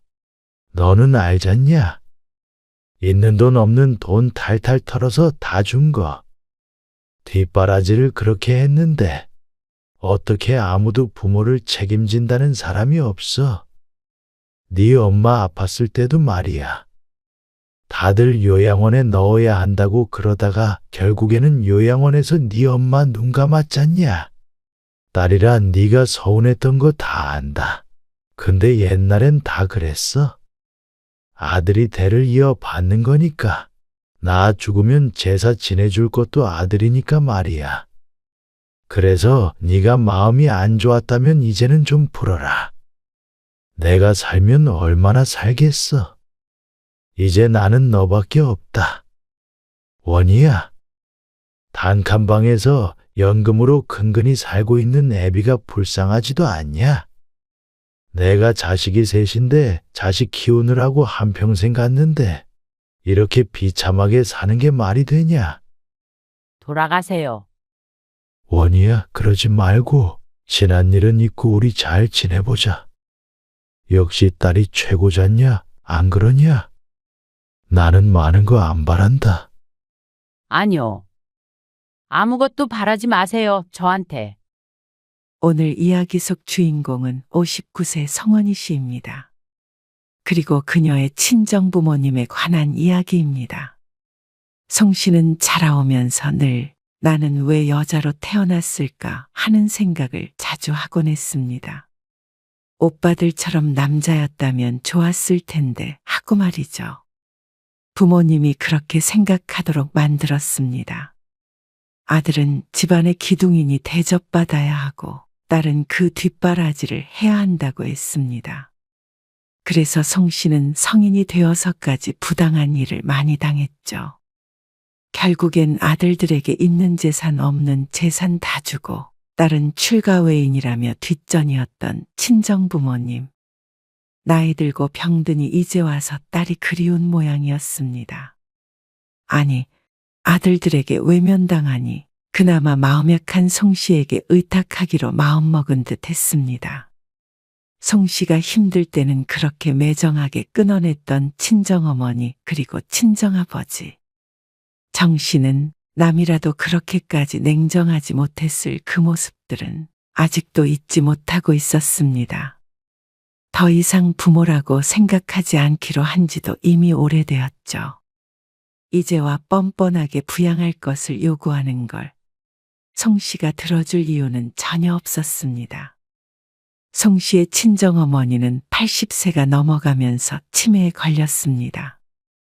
수년 전에 다쳤던 허리까지 나이 들며 탈이 났는지 꼬부랑해지기까지 해서 언뜻 보면 90세도 넘어 보였습니다. 잘 걷기 힘들어서 보조기가 늘 필요했고 아버지의 도움이 없으면 일상생활이 무척 불편했습니다. 거기에 치매까지 날이 갈수록 심해지니 함께 사는 아버지가 견디기 힘들었을 것입니다. 아버지는 어머니에 비해 건강한 편이었지만 스스로 한 몸 챙기기에도 힘든 연세였습니다. 그런데 어머니 병수발과 집안 살림까지 혼자 하기 힘드니 자식들의 도움이 필요했겠죠. 젊었을 적 꽤나 부유했던 걸 생각하면 충분히 도우미도 쓰고 편하게 살아야 했지만 그럴 수가 없었습니다. 이미 가지고 있던 재산을 다 자식들에게 주고 난 뒤였으니 말이죠. 그리고 그 자식에서 송씨만은 예외였습니다. 송씨는 위로 남자 형제가 둘이 있었습니다. 아들 둘의 막내딸 하나죠. 그러면 보통 막내딸이 사랑을 독차지했어야 하는데 송씨의 집은 아니었습니다. 큰오빠가 결혼할 때는 아버지가 시골에 있는 밭을 팔아서 서울에 40평짜리 아파트를 사주었습니다. 그리고 둘째 오빠가 결혼할 때도 큰아들만큼은 아니더라도 몇 억짜리 집을 마련해 주었죠. 또 두 아들들이 사업한다고 몇 번 재산을 말아먹었는데도 사업 자금을 꾸준히 대주었던 것으로 알고 있습니다. 자, 이거 결혼 자금으로 써라. 송 씨의 결혼을 앞둔 어느 날, 아버지가 송 씨를 앉혀두고는 통장을 건넸습니다. 감사해요. 그걸로 혼수 넣어. 통장을 열어보니 정확히 2천만 원이 찍혀 있었습니다. 송 씨가 당황해서 뒷장을 넘겨보아도 빈 페이지뿐이었습니다. 아버지, 왜? 정리야. 송 씨의 반응에 아버지가 인상을 찌푸렸습니다. 다른 때 같았으면 얼른 꼬리를 내렸겠지만 송 씨도 억울했습니다. 물론 오빠들 모두 집을 해줬으니 송 씨도 기대를 했습니다. 그런데 통장에 적힌 금액을 보니 그건 아무래도 좋았습니다. 송 씨가 놀란 데는 다른 이유가 있었습니다. 제가 여태까지 드린 월급은요. 어머니가 돈을 관리해 준다며 송 씨가 취직한 이후로 용돈만 제외하고는 전부 어머니한테 주었습니다. 나중에 시집 갈 때 목돈으로 준다는 말을 찰석같이 믿고는 그 말에 따랐습니다. 집은 둘째 치고서라도 어째서 송 씨가 준 월급조차도 다 돌려받지 못한 것인지 이해가 가지 않았습니다. 너 먹고 자고 하는 건 어느 정도 빼야 맞지 않겠냐? 기가 막혔습니다. 그리고 여자는 딱 그 정도만 가져가면 되는 거야. 혼수 넣을 정도면 충분하지. 오빠들은 집 사주셨잖아요. 뭐? 집은 남자가 하는 거고 말이야. 왜? 그놈은 집도 한 채 못 해온대냐? 그러면서 사위될 놈이 마음에 안 든다며 혀를 찼습니다. 서러워서 눈물이 났습니다. 집안 사정이 어려워서가 아니라 여자이기 때문에 그 정도밖에 지원해 줄 생각이 없다는 말에 얼마나 괴로웠는지 몰랐습니다. 그래도 이건 너무 불공평하잖아요. 불공평하긴. 내가 왜 남의 집 아들한테 집을 사줘야 돼? 그렇게 따지면 며느리는 남 아니에요? 며느리는 우리 집 식구가 되는 거고, 제가 아버지 딸이잖아요. 너는 출가외인이라는 말도 모르냐? 너는 그 집 식구 되는 거야. 그니까 2천만 원이면 많이 주는 거지. 진짜 자식은 제사 지내주는 자식이 진짜 자식인 거야. 너도 나중에 자식 나오면 알 거다. 고생해서 직장 다니며 번 돈도 모으지 못하고 송 씨는 딱 2천만 원을 들고 결혼했습니다. 그 덕에 상결례에서도 결혼이 취소될 뻔했지만 남편이 모두 괜찮다고 해주어서 겨우 결혼이 성사될 수 있었죠. 그리고 눈물 흘리는 송 씨를 남편이 위로해 주었습니다. 우리가 열심히 살면 돼. 부모님 지원 없으면 어때? 말은 그렇게 했지만 남편은 모아둔 돈도 있었고 집에서도 어느 정도 지원을 받았습니다. 그래서 전세집을 얻어서 신혼을 시작할 수 있었습니다. 송 씨까지 결혼을 하고 나니 부모님은 단둘이 되었습니다. 큰일이 있을 때는 아들들을 찾았지만 자질구레한 일을 챙기는 건 꼭 송 씨에게 연락을 했습니다. 원이야, 이번 주말에 집에 좀 와라. 왜요? 김장해야 할 거 아니야. 김장이요? 저희는 김치 안 먹어요. 새언니 불러서 같이 하세요. 걔들은 애기 때문에 바쁘잖냐? 안 먹어도 와서 좀 거들어. 저도 바빠요. 주말에 회사 나가봐야 돼요. 뜬금없이 전화해서 김장을 거들라는 어머니. 송 씨가 거절하자 혀를 차며 말했습니다. 그러게 주말에도 일하게 하는 놈을 만나냐? 어쨌거나 저는 못 가요. 너는 어떻게 돼 내가 김치도 안 먹고 살아? 나중에 달라고 하지 마. 달라고 안 해요. 넌 성격이 그게 문제야. 어? 부모가 얘기하면 내하고 달려와야지. 그러자 또 서운해하면서 한마디 두마디 세마디 전화를 끊지 않았습니다. 며느리들이 도와주러 안 오니 가장 부려먹기 쉬운 일꾼에게 연락을 한 듯 했습니다. 이전 같았으면 가서 도왔겠지만 송 씨도 마음에 앙금이 있었죠. 그래도 가서 좀 도와드리지. 아니야. 안 갈래. 마음 약한 남편은 송 씨의 부모님을 챙기려고 노력을 많이 했습니다. 어디에 데려다 줘라. 뭐가 안 된다. 아들들이 받아주지 않으면 꼭 사위에게 전화해서 짐꾼처럼 기사처럼 부렸습니다. 그러면서 그동안 수모를 당한 것이 몇 번인지를 몰랐습니다. 그러니 송 씨도 더욱 부모와 거리를 두려고 하는 것이었습니다. 아무리 잘해도 사위가 마음에 차지 않는다는 걸 티를 내지 못해 안달이니 말이죠. 하지만 부모 자식 사이이기 때문에 제대로 선을 긋기는 힘들었습니다. 송 씨 부부가 마음이 약하기도 했고 그래도 부모가 아닌가 하는 생각에 자꾸만 끌려다녔습니다. 그래서 송 씨의 어머니가 한 달간 입원을 했을 때도 송 씨가 퇴근 후에 왔다 갔다 하며 병수발을 들어야 했습니다. 큰오빠는 안 온대요. 네 오빠들은 바쁘잖아. 새언니는요. 집에 있잖아요. 왜 한 번도 안 와요? 그러자 잠시 말문이 막힌 어머니. 옆에 있던 아버지가 역정을 냈습니다. 왜 네 엄마 아픈데 좀 와서 도와주는 게 그렇게 싫으냐? 늘 이런 식이었습니다. 그렇게 아들 노래를 부르는데 정작 필요할 때는 오지 않는 아들들. 아들들에게는 주기만 하고 딸에게는 받기만 하는 부모님. 그래도 원이 너라도 이렇게 옆에 있으니까 얼마나 좋냐? 그래도 옛날 분들이라 그렇지. 아무리 딸이라도 자식에 대한 사랑은 있는 줄 알았습니다. 하지만 그것마저도 부모의 사랑을 바랐던 송 씨의 착각이었던 것 같았습니다. 어머니, 저 부탁이 있는데 무슨 부탁? 연희랑 주희 저녁에만 좀 봐주실 수 있으세요? 남편이 2년 전에 직장을 그만두고 사업을 하기 시작했는데 그맘때쯤 사업이 어려워져서 힘들었던 시절이 있었습니다. 둘째를 낳고 집에서 쉬다가 이대로는 안 되겠다 싶어서 다시 직장에 나가려고 친정어머니에게 부탁을 했습니다. 어린이집 끝나고 송 씨 부부가 퇴근할 때까지만 봐달라고 말이죠. 둘째가 어리니 몇 개월만이라도 도움을 받고 싶었습니다. 큰오빠네 자식들도 3년간 키워주었던 어머니였습니다. 그래서 그런 부탁도 해볼 수가 있었죠. 내가 왜 걔들을 봐주냐? 어머니의 대답에 성씨의 눈이 크게 뜨였습니다.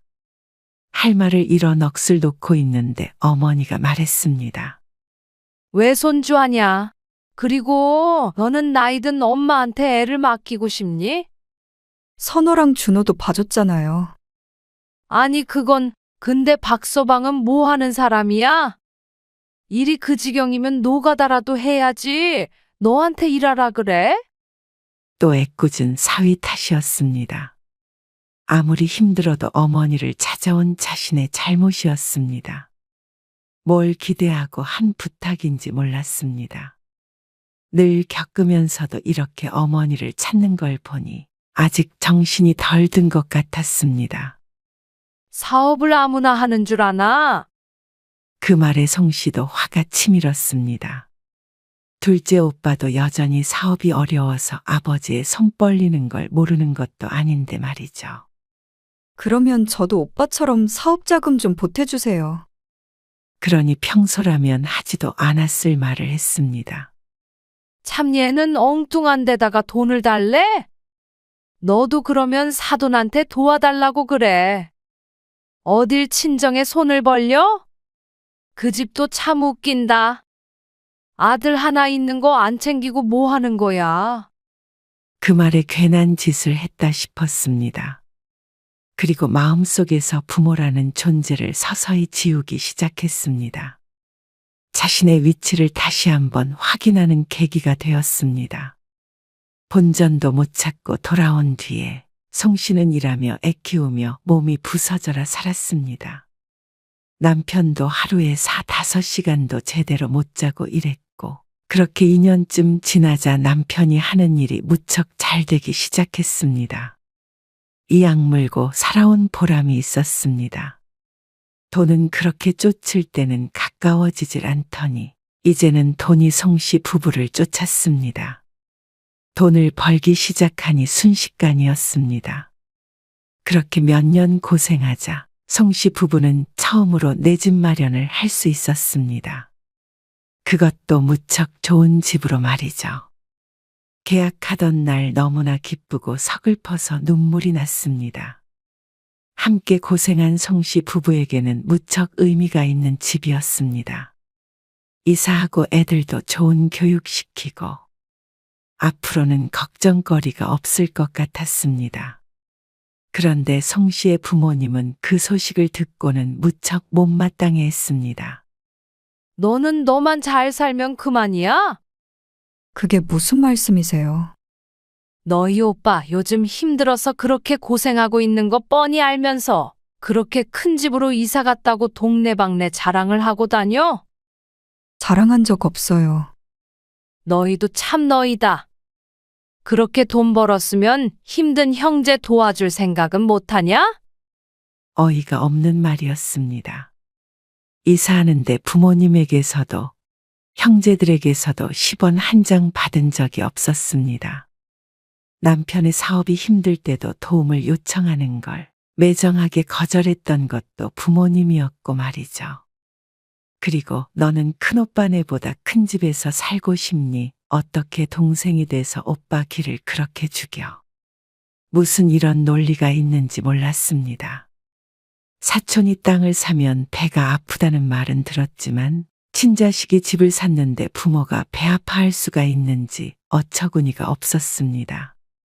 너희 새언니가 전화 와서는 얼마나 하소연을 하든지 내가 민망해서 혼났다. 그냥 온 가족에게 성씨 부부는 눈엣 가시인 듯 했습니다. 축하까지는 바라지도 않았지만 저주라도 하는 듯한 말에 힘이 쭉 빠졌습니다. 왜 굳이 전화까지 해가면서 이런 말을 하는지 속상했죠. 성씨가 대꾸하지 않자 한참을 푸념하다 전화를 끊었습니다. 그리고 나중에 들려온 말에 의하면 부모님이 살던 집에 대출을 받아서 큰오빠네가 이사를 했다고 한 듯 했습니다. 자세한 건 모르겠지만 나중에 부모님을 모시고 살게 될 가능성이 크니 그런 것이 아닌가 생각했죠. 하지만 인생에서 좋은 일이 있으면 나쁜 일도 항상 같이 따라오는 것 같았습니다. 그래도 다행이야. 일찍 발견해서 수술만 하면 괜찮을 거라잖아. 수술 잘못되면 어떡해?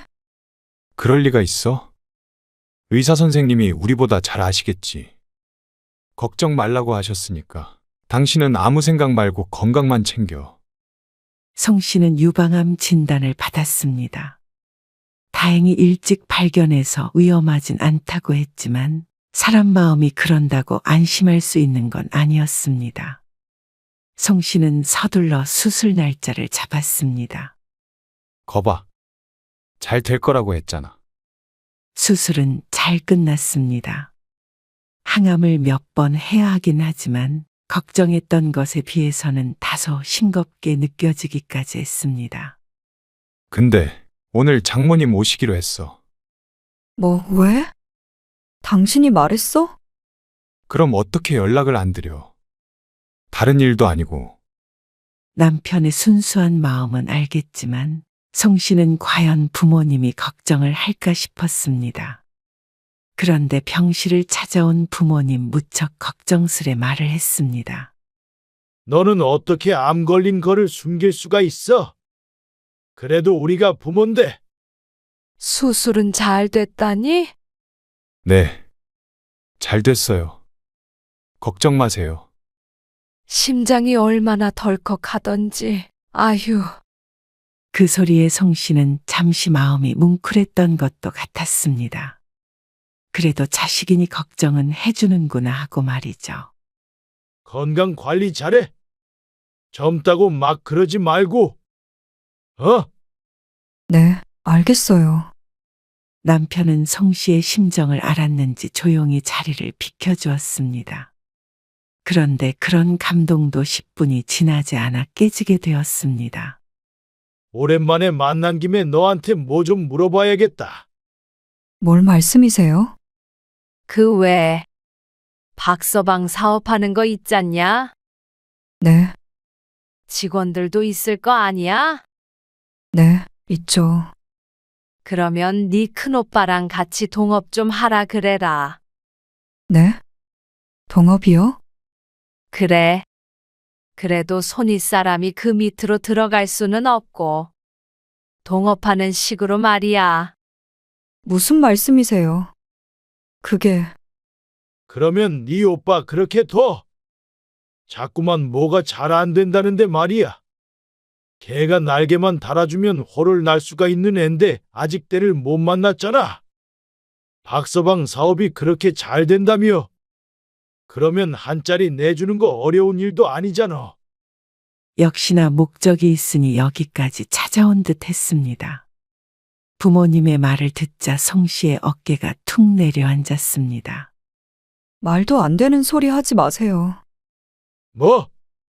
말도 안 되는 소리? 박서방이 무슨 사업하는지는 아세요? 그게 뭐가 중요하냐? 사업이 거기서 거기지. 이런 말씀 하실 거면 이만 돌아가세요. 뭐야? 너 돈 좀 벌었다고 그렇게 가족 등지고 사는 거 아니다. 박서방이 아니었으면 평생 우리 안 보고 살았을 거야. 가족끼리 그러는 거 아니다. 잘 되면 다 나누고 살아야지. 이제는 안 보고 살고 싶어요. 암 걸려서 수술한 딸한테 한다는 말이 고작 아들 취직이에요. 어머니 아버지는 저는 눈에 안 보이시죠? 가족끼리 그러는 거 아니라고요? 그러면 그동안 저한테 해준 건 뭐예요? 어머니 아버지나 오빠들이 저한테 뭘 해줬는데요? 뭐? 너 시집은 공짜로 갔냐? 2천만 원이요? 그러면 제가 드린 월급은요? 전 제 돈 받은 거예요. 너 키워준 거는 생각 안 하냐? 이래서 딸들 키워봐야 다 소용없다고 그러는 거야. 시집 가면 끝이거든. 딸이라고 구박하고 차별하고 그랬던 건 기억 안 하시죠? 마음이 다 똑같을 수는 없다고 치더라도 최소한 드러내지는 말았어야죠. 아들 둘이나 있으면서 딸은 왜 낳았냐고 제가 물은 적 있죠. 그때 뭐라고 그러셨어요? 딸인 줄 알았으면 안 낳았을 거라고 그러셨죠. 기억도 안 나는 말을 해? 얼른 가세요. 다시는 안 보고 살았으면 하네요. 송 씨는 남편을 불러서 부모님을 병실에서 쫓아냈습니다. 그리고 전화번호도 바꿔버렸습니다. 남편 휴대폰으로도 부모님을 차단했습니다. 송 씨는 퇴원 후에 빠르게 회복했습니다. 항암은 힘들었지만 죽지 않는다는 사실에 감사했습니다. 부모는 잃었지만 송 씨의 인생에 그 뒤론 잘 되는 일뿐이었습니다. 건강도 되찾았고 남편의 사업은 더욱 잘 됐고 그만큼 아이들은 잘 교육시키며 살 수 있었습니다. 그리고 얼마 뒤에 남편의 일로 인해서 송 씨 가족은 함께 싱가폴로 가게 되었습니다. 최소 5년 정도는 있어야 할 거라는 말에 송 씨는 차라리 잘 됐다고 생각했죠. 그곳에서 송 씨는 부모님에게 받은 상처를 잊고 열심히 살았습니다. 어떻게 알았는지 남편에게 전화한 어머니가 조카를 유학 보내고 싶다며 송 씨의 집에서 데리고 있으면 안 되겠냐고 물은 적이 있었습니다. 옆에서 듣고 있던 송 씨가 전화를 끊어버렸습니다. 그리고 그 뒤로는 연락이 오지 않았죠. 그렇게 10년 넘게 외국 생활을 했습니다. 가끔 한국을 방문하더라도 가족 중 누구에게도 연락하지 않았습니다. 그리고 2년 전에 다시 한국으로 돌아오게 되었습니다. 송 씨가 57세가 되었을 때였죠. 귀국한 지 반년쯤 되었을 때 송 씨의 큰오빠에게서 연락이 왔습니다. 어머니 치매 걸리신 건 아냐? 거동도 불편하고 아버지 혼자 돌보기 힘들어 하셔서 형제끼리 돌아가면서 도와드리고 있다. 너도 한국 왔다고 그러니까 앞으로는 자식돌이 해야지. 자식돌이? 그래. 너도 어머니 딸 아냐? 그렇게 연 끊고 가서 나 몰라라 한 것도 세상에 없을 불효 아니냐? 이제라도 잘해. 아니, 나는 그럴 생각 없으니까 아들들끼리 알아서 해. 뭐? 딸은 자식 아니야? 그래? 자식 아니더라. 살아보니까 어머니 아버지한테 딸은 자식 아니더라. 그걸 지금 안 오빠가 신기하네. 송 씨는 그냥 전화를 끊어버렸습니다. 한국에 들어온 지 얼마나 됐다고 악몽이 시작되는 듯 했습니다. 어쩌면 자신에게 그런 말을 할 수 있는지 몰랐습니다. 속물 같은 생각일지는 모르겠지만 부모님 재산을 전부 받아갔으면 아들 둘이 알아서 해야 하는 문제가 아닐까 싶었죠. 그게 상식이 아닌지 송 씨는 식구들이라면 떠올리고 싶지도 않았습니다. 하지만 그건 시작에 불과했습니다. 그 뒤로 작은 오빠, 새언니, 아버지 전부 연락을 하기 시작했습니다. 네 엄마 그러면 그렇게 둘 거야? 제가 그럼 뭘 어떻게 하라는 건데요? 치매가 심하지는 않지만 아버지 혼자 수발 들고 집안일까지 하려니 힘들다고 하소연을 했습니다. 아버지는 크게 아픈 곳은 없었지만 아버지도 벌써 80 중반이었습니다. 힘에 부칠 만도 했죠. 하지만 그건 송 씨의 사정이 아니었습니다. 며느리가 둘이나 있는데 왜 엉뚱한 데다 이러시는지 모르겠네요. 아들들한테 말씀하세요. 다들 먹고 살기 바쁜데 어떻게 부탁을 하냐? 저는 못하니까 그런 줄 아세요. 아, 그러면 도움이라도 쓰게 돈이라도 붙여. 부모가 아프다고 해도 눈 하나 깜짝을 안 해? 자식이 암에 걸려도 눈 하나 깜짝 안 하는 부모도 있는데요. 뭘. 뭐야? 저는 이제 부모 없다고 생각하고 살기로 했어요. 이런 매정한 것을 봤나? 그러고 나서 1년 뒤에 어머니가 돌아가셨다는 소식을 들었습니다. 그 소식을 듣고 잠시 숨을 멈췄지만 그뿐이었습니다. 눈물은 메마른 듯 흐르지 않았습니다. 송 씨가 남편과 함께 장례식에 가니 아버지는 도끼 눈을 뜨고 노려보았고 며느리들은 오히려 송 씨에게 살갑게 굴었습니다. 앞으로 아버지 좀 잘 챙겨주라며 말이죠. 아버지 혼자 남았으니 이제 거취를 어떻게 할 것인지 슬슬 걱정이 되는 모양이었습니다. 송 씨가 나몰라라 하자 며느리들은 골이 난 듯 인상을 찌푸리면서도 뭐라고 반박하지 못했습니다. 혹시라도 그 재산 나눠달라는 소리를 할까봐 무서운지도 몰랐습니다. 그리고 어느 날 큰오빠에게서 전화가 왔습니다. 네가 아버지 좀 모셔라. 정말? 휴대폰 번호 또 바꾸게 하지 마. 지긋지긋하다. 너무 그렇게 섭섭해하지만 말어. 우리도 고생 많았어. 장남의 무게를 네가 알아.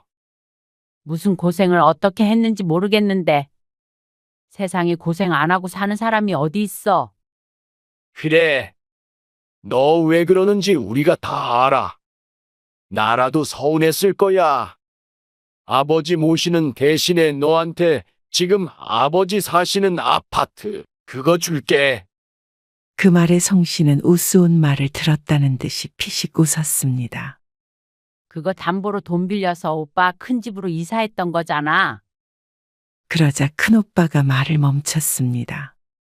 설마 모르는 줄 알고 그랬던 것인지 기가 막혔습니다.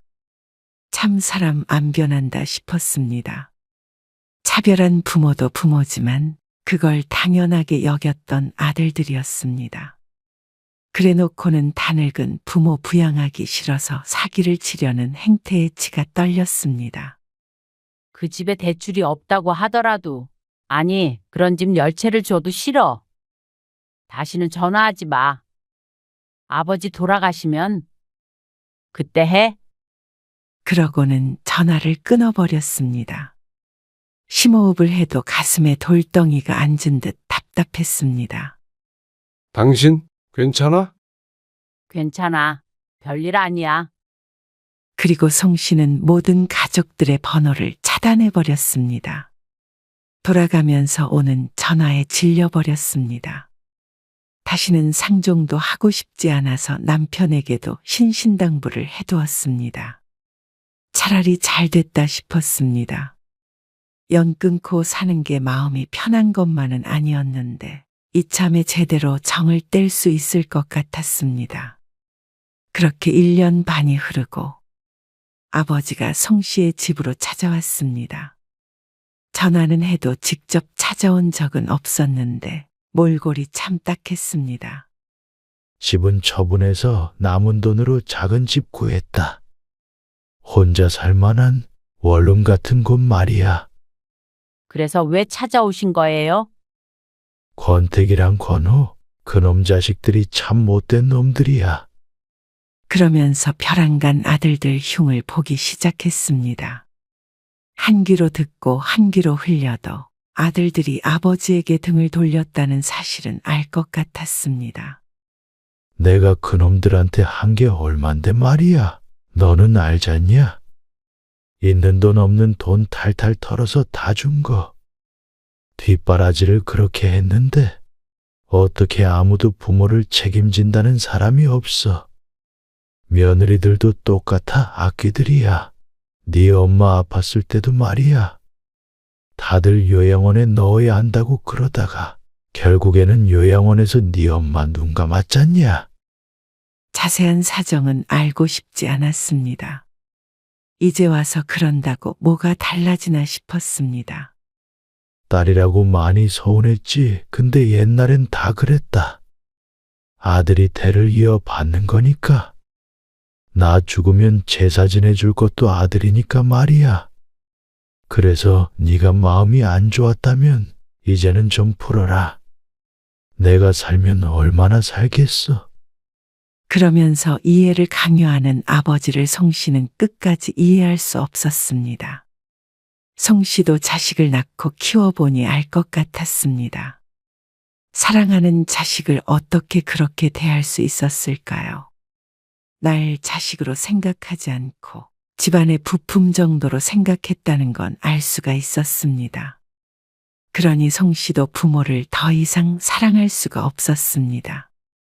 그게 유일한 깨달음이었죠. 이제 나는 너밖에 없다. 원희야, 연금으로 근근히 살고 있는 애비가 불쌍하지도 않냐? 내가 자식이 셋인데 자식 키우느라고 한평생 갔는데 이렇게 비참하게 사는 게 말이 되냐? 돌아가세요.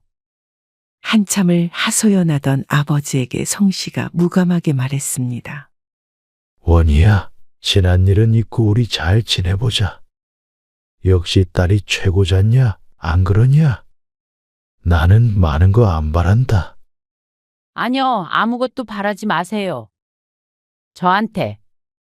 원희야, 저는 부모님은 다 돌아가셨다고 생각하고 살고 있어요. 그러니까 이렇게 찾아오시는 것도 그만하세요. 아무리 그래도 네가 어떻게 나한테 이러냐? 박서방, 자식의 도리로 이러는 거 아니지 않나? 애들이 뭘 배우겠어? 아버지는 송 씨에게 말해서는 소용이 없다고 생각했는지 옆에 서 있던 남편을 붙잡고 흐느꼈습니다. 남편은 이러지도 저러지도 못하고 난감해했습니다. 애들이요? 아버지는 우리 애들 이름이나 아세요? 그러자 아버지가 입을 뻐끔뻐끔 하더니 끝내 아무 말도 내뱉지 못했습니다. 거보세요. 손주 유학 책임지라면서 저한테 전화하셨던 분 답지 않네요. 만약 경제적으로 힘드신 거면 아들들에게 줬던 거 도로 가져오세요. 만약 자식이 그리우신 거라고 하더라도 번지수 잘못 찾으셨어요. 한 번 더 찾아오시면 이사를 가던지 다시 이민 갈 거니까. 다시는 괜한 발걸음 하지 마세요. 그리고는 힘없는 노인네를 집에서 쫓아버렸습니다. 남편은 마음이 불편한지 자꾸만 현관을 쳐다보았습니다. 우리가 모시는 건 그래도 경제적으로라도 조금 도움을 드리면 어때? 당신 마음도 안 편할 거고. 멀쩡한 아들들이 있는데 내가 왜? 당신은 지난 세월 다 잊었어? 우리 어머니 아버지가 당신한테 어떻게 했는지. 그러자 남편은 씁쓸한 표정을 지었습니다. 부모도 부모다워야 부모인 거야. 피만 섞였다고 다 부모 아니야? 더는 생각하지 말자. 아버지는 돌아가셨을 때 그때 볼 거야. 송 씨의 단호한 말에 남편도 더는 다른 말을 꺼내지 않았습니다. 송 씨는 아버지를 쫓아낸 것을 결코 후회하지 않았습니다. 아버지의 후회는 늦어도 한참 늦었습니다. 이제 와서 딸이라고 찾아와 의탁하려는 아버지에게 더욱 분노만 일었습니다. 늘 그랬습니다. 좋은 것은 아들들에게 주고 딸에게는 제일 나쁜 것만 주었습니다. 부모 부양이라는 의무만을 지워주려는 아버지. 늘 사랑했지만 부모님의 뒷모습만 봐야 했던 송 씨였습니다. 이제는 그러지 않기로 했습니다. 내 가정 챙기기에도 바빴고 행복만 하기에도 하루하루가 모자랐습니다. 송 씨 집안 사정은 그쪽 때를 이을 자식들에게 맡기고 송 씨는 자신의 가족만 생각하기로 했습니다. 그리고 이내 아버지에 대한 생각을 지워버렸습니다.